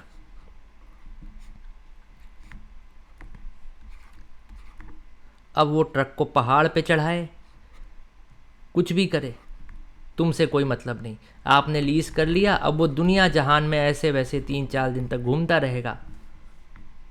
leasing for a few days या many days, let's say for some days, ऐसे सम वर्ड यूज़ कर लेते हैं, 2 दिन 3 दिन 4 दिन के लिए आपने ट्रक दिया, ड्राइवर देना है ड्राइवर भी दे दिया साथ में, उसका भी चार्ज ले लिया और भूल गए आप। अब आपका मतलब नहीं है कि ट्रक यहाँ जा रहा है वहाँ जा रहा है, आपको हेडेक ही नहीं है, आपने बस नया ट्रक खरीदा हुआ था, आपके पास एक बढ़िया ट्रक ड्राइवर था, वो किसी ने मांगा आपने दे दिया, अब वो ट्रक का क्या कर रहा है उससे आपको कोई मतलब नहीं है।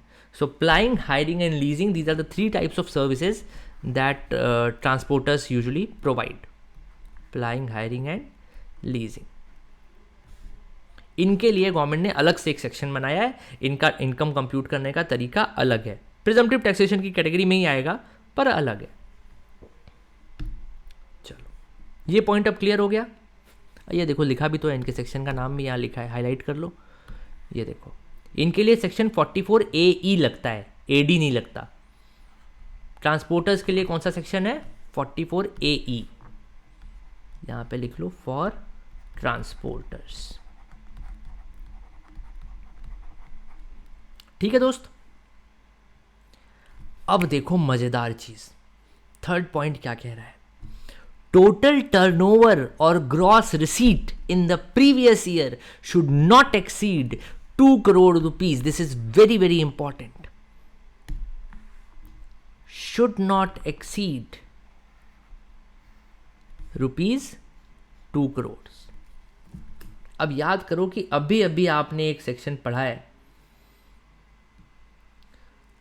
अभी अभी आपने एक सेक्शन पढ़ा है which was section 44AB, right, 44AB था ना, जो कहता था कि 1 करोड़ से ज़्यादा अगर आपका टर्नओवर है तो आपको ऑडिट कराना पड़ेगा, राइट। 1 करोड़ से ज़्यादा का टर्नओवर है तो ऑडिट कराना पड़ेगा, लेकिन अगर अप टू 2 करोड़ है, शुड नॉट एक्सीड 2 करोड़, यानी अप टू 2 करोड़ से है, तो आप 44AD सेक्शन का फायदा उठा सकते हो, प्रिजम्पटिव टैक्सेशन में अपना रिटर्न फाइल कर सकते हो, जहां पे आपको कुछ भी बताने की जरूरत नहीं है। ऑडिट में क्या होता है, सब कुछ बताते हैं, हाँ मैंने ये भिंडी खरीदी 700 रुपये किलो, वो भी बताना पड़ेगा। लेकिन जहाँ ऑडिट नहीं है, फॉर जहाँ प्रिजम्पटिव टैक्सेशन है, वहाँ क्या बोलना, सिंपल एक लाइन बोलना, यार इस साल देखो ना 1 करोड़ 80 लाख का टर्नओवर हुआ है, तुम्हारे हिसाब से जो बनता है प्रॉफिट निकाल के ले जाओ टैक्स अपना, मेरे को टेंशन नहीं दो। तुम्हें लग रहा है यहाँ थोड़ा सा कॉन्ट्राडिक्शन है, एक तरफ तो गवर्नमेंट कह रही है 1 करोड़ से ऊपर पे ऑडिट कराओ, फिर कह रही है कि 2 करोड़ तक ऐसा कोई दिक्कत नहीं बुक्स वुक्स बनाने की, वो प्रिजम्पटिव में डाल देना। Yes, these are 2 contradictory sections, section 44AB and section 44AD are against each other on this point, पर एक सिंपल लाइन से ये इनके आपस की दुश्मनी खत्म हो जाती है। वो लाइन ये है कि section 44AD सुपरसीड्स section 44AB, 44AB के ऊपर है सेक्शन 44AD, यानी कि 44AB तो आपको कह रहा है, कंसिडर इट लाइक दिस कि लेट्स से आप कहीं जॉब करने जा रहे हो किसी कंपनी में, जहाँ पे आपके ऊपर एक मैनेजर है और आपको मैनेजर की सारी बातें सुननी है, और उस मैनेजर के ऊपर एक जनरल मैनेजर है, जीएम। अगर जीएम कोई बात बोलता है तो मैनेजर क्या बोल रहा है उससे फ़र्क नहीं पड़ता। लेट्स से कि आपके मैनेजर ने बोला कि भाई यश, मेरे को शाम को 5 बजे तक ये रिपोर्ट चाहिए मेरे टेबल पे, जब तक ये रिपोर्ट ना बना नहीं लोगे तब तक तुम अपने टेबल से हिलोगे नहीं, ठीक है। तब तक वो जो कंपनी का जीएम है वो आता है घूमते फिरते, बोलता है और भाई यश कैसा चल रहा है। रेस्टोरेंट वालों को ये सेक्शन 44AD फ़ायदा करेगा? नहीं, रेस्टोरेंट वाले में शायद 44AD नहीं लगेगा। चलो खैर देखते हैं, उस पर बाद में डिस्कशन करेंगे, ठीक है। तो लेट्स से कि वो जीएम आता है कंपनी का, बोलता है और भाई यश बड़ी मेहनत कर रहा है, चल आज तुझे घुमा के लाता हूँ, चल कुछ खा पी के आते हैं। तो अब आप बोलोगे ना कि वो सर मेरे बॉस है ना, उन्होंने मना किया, उन्होंने बोला है रिपोर्ट दे दें उसके बाद ही।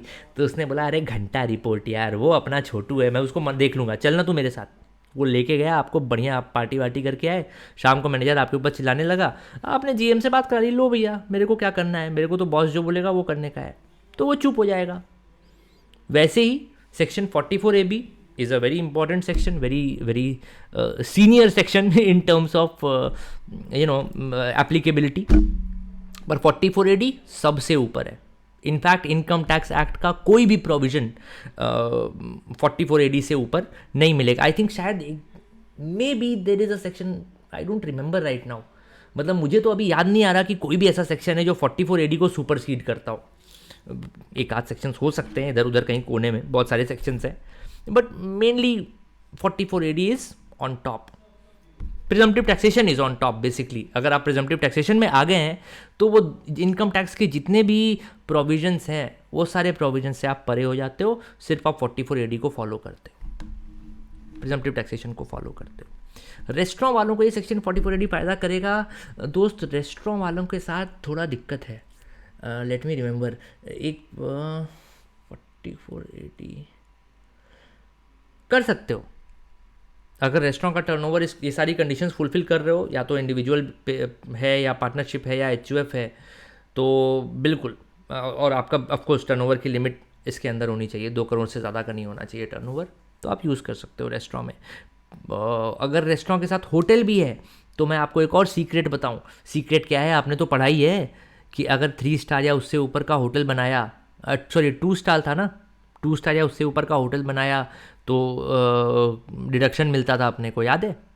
वो प्रॉफिट ऑफ इट सब एग्जाम्पल, कैपिटल एक्सपेंसेस को हम PL में दिखा सकते हैं, ये सब चीज़ें थी। अभी कुछ ही दिन पहले पढ़ा तो था, याद है नहीं याद है? हाँ 100% डिडक्शन एग्जैक्टली। तो अगर होटल भी है साथ में तो वही यूज़ कर लो, 44AD से ज़्यादा बेनिफिशियल तो वो हो जाएगा। क्योंकि फिर आपका 44AD में एक चीज़ और सुन लो, 44AD को बहुत अच्छा मत समझो।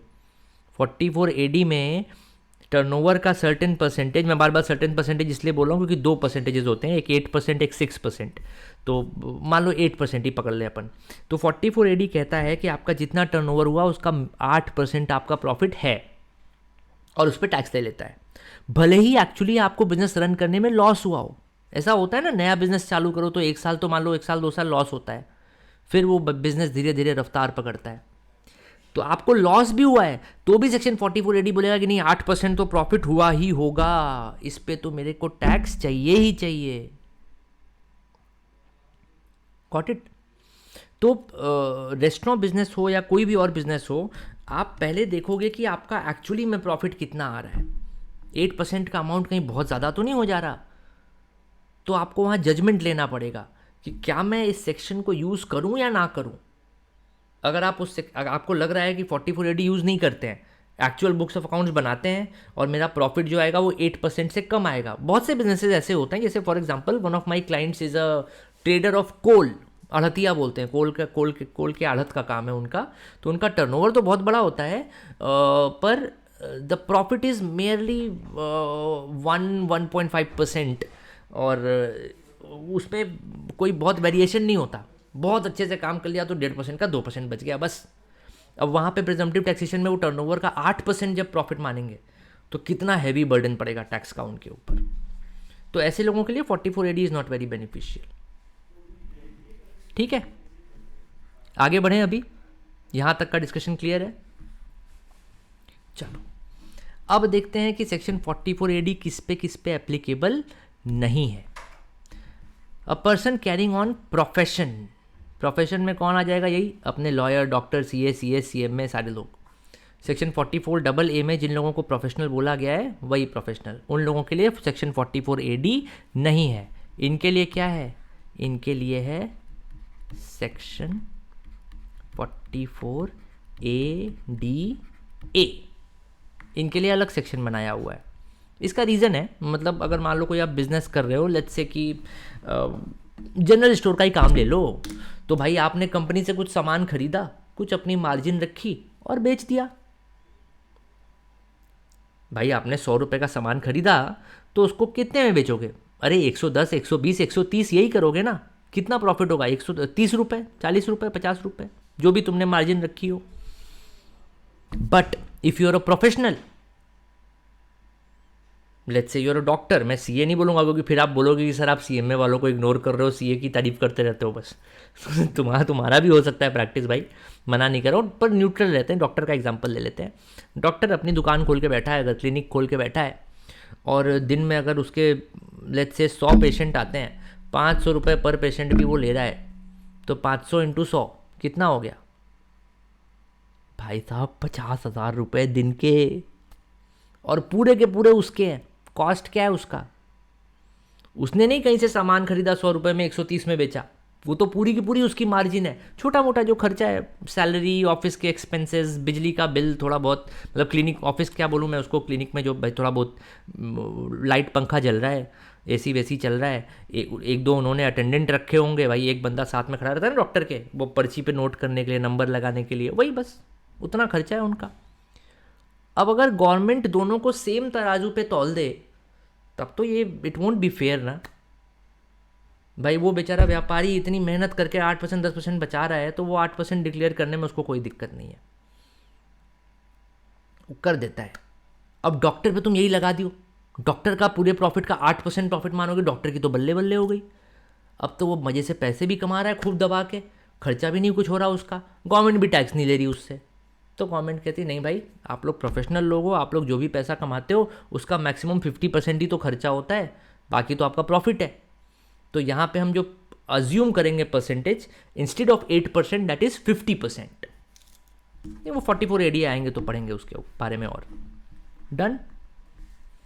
प्रोफेशनल के ऊपर 44AD नहीं लगता। जो कमीशन इनकम कमा रहे हैं या ब्रोकरेज का काम कर रहे हैं, उनके ऊपर भी 44AD नहीं लगता, फॉर द सेम रीज़न। इनके लिए कोई अलग से सेक्शन नहीं बना हुआ प्रिजम्पटिव का, पर गवर्नमेंट कहती है यार जो का तुम्हारी कमीशन इनकम है या ब्रोकरेज इनकम है, तो उसमें काहे का हिसाब लगाना?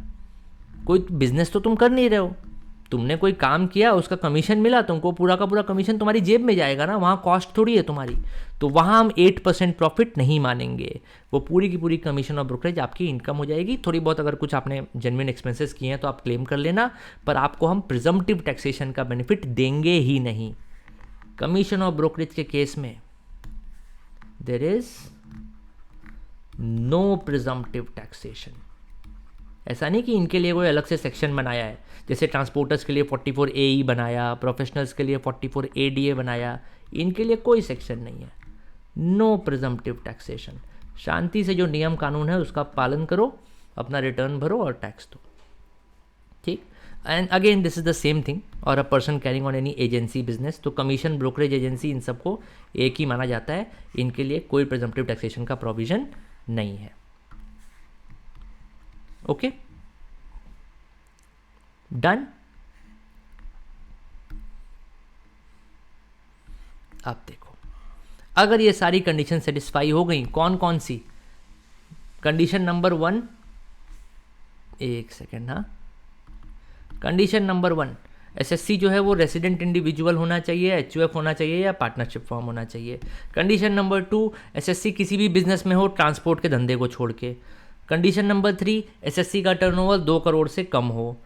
कंडीशन नंबर 4, इनफैक्ट 4 नहीं, किसको किसको एप्लीकेबल नहीं होगा? प्रोफेशनल को एप्लीकेबल नहीं होगा, कमीशन ब्रोकरेज वाले को, एजेंसी बिजनेस वाले को। अगर ये सारी कंडीशन सेटिस्फाइड है तो गवर्नमेंट अज्यूम कर लेगी, आप सिर्फ टर्नओवर बताओ, गवर्नमेंट अज्यूम कर लेगी कि income from eligible business is 8% of the gross receipt और टोटल टर्नओवर। ठीक, ये नॉर्मल प्रोविजन हो गया कि अगर आप सेक्शन 44AD का क्लेम ले रहे हो, सेक्शन 44AD में फॉल कर रहे हो, सारी कंडीशंस फुलफिल कर रहे हो, तो आपके टर्नओवर का 8% आपका प्रॉफिट मान लिया जाएगा। उस 8% पे जो भी टैक्स बनता है आप दे देना। अनदर थिंग, गवर्नमेंट कहती है कि भाई देखो कैश में पैसा मत लो, हमें कैश में पैसा लेना बिल्कुल नहीं पसंद है, हम चाहते हैं कि आप लोग सारा काम पक्के से करें। तो गवर्नमेंट कहती है कि अगर आपने डिजिटल मोड से पैसे लिए हैं, आपने सेल्स करी तो सेल्स में आपने कैश भी लिया होगा, कुछ यूपीआई भी लिया होगा, हो सकता है कुछ चेक भी लिया हो सकता है कुछ बैंक ट्रांसफर्स भी लिए हो। अगर आपने डिजिटल मोड से पेमेंट करी या बैंक में पेमेंट ली, इनफैक्ट खाली डिजिटल मोड यहाँ जो लिखा है ये गलत है, यहाँ पे लिखना चाहिए डिजिटल मोड्स और अकाउंट पे चेक भी आता है इसमें। डिजिटल मोड्स का मतलब हो गया ECS, हाँ, NEFT, IMPS, RTGS etcetera etcetera, और बाकी अकाउंट पे चेक भी इसमें आ जाएगा। तो अगर आपने पक्के में पैसा लिया है तो जितना पैसा पक्के में लिया है उसका 6% निकाल लो, और जितना पैसा आपने कैश लिया है उसका 8% निकाल लो, दोनों को ऐड कर दो, जो भी आ रहा है वो तुम्हारा प्रॉफिट हो गया 44AD में, उस पे जो टैक्स बनता है दे देना। ये बात समझ में आई 8% 6% वाली? यस, चलो ओके। अब देखो, गवर्नमेंट ने मान लो बोला कि हम अज्यूम करते हैं, in fact should we take this up in next class? बहुत लंबी हो गई नहीं आज की क्लास?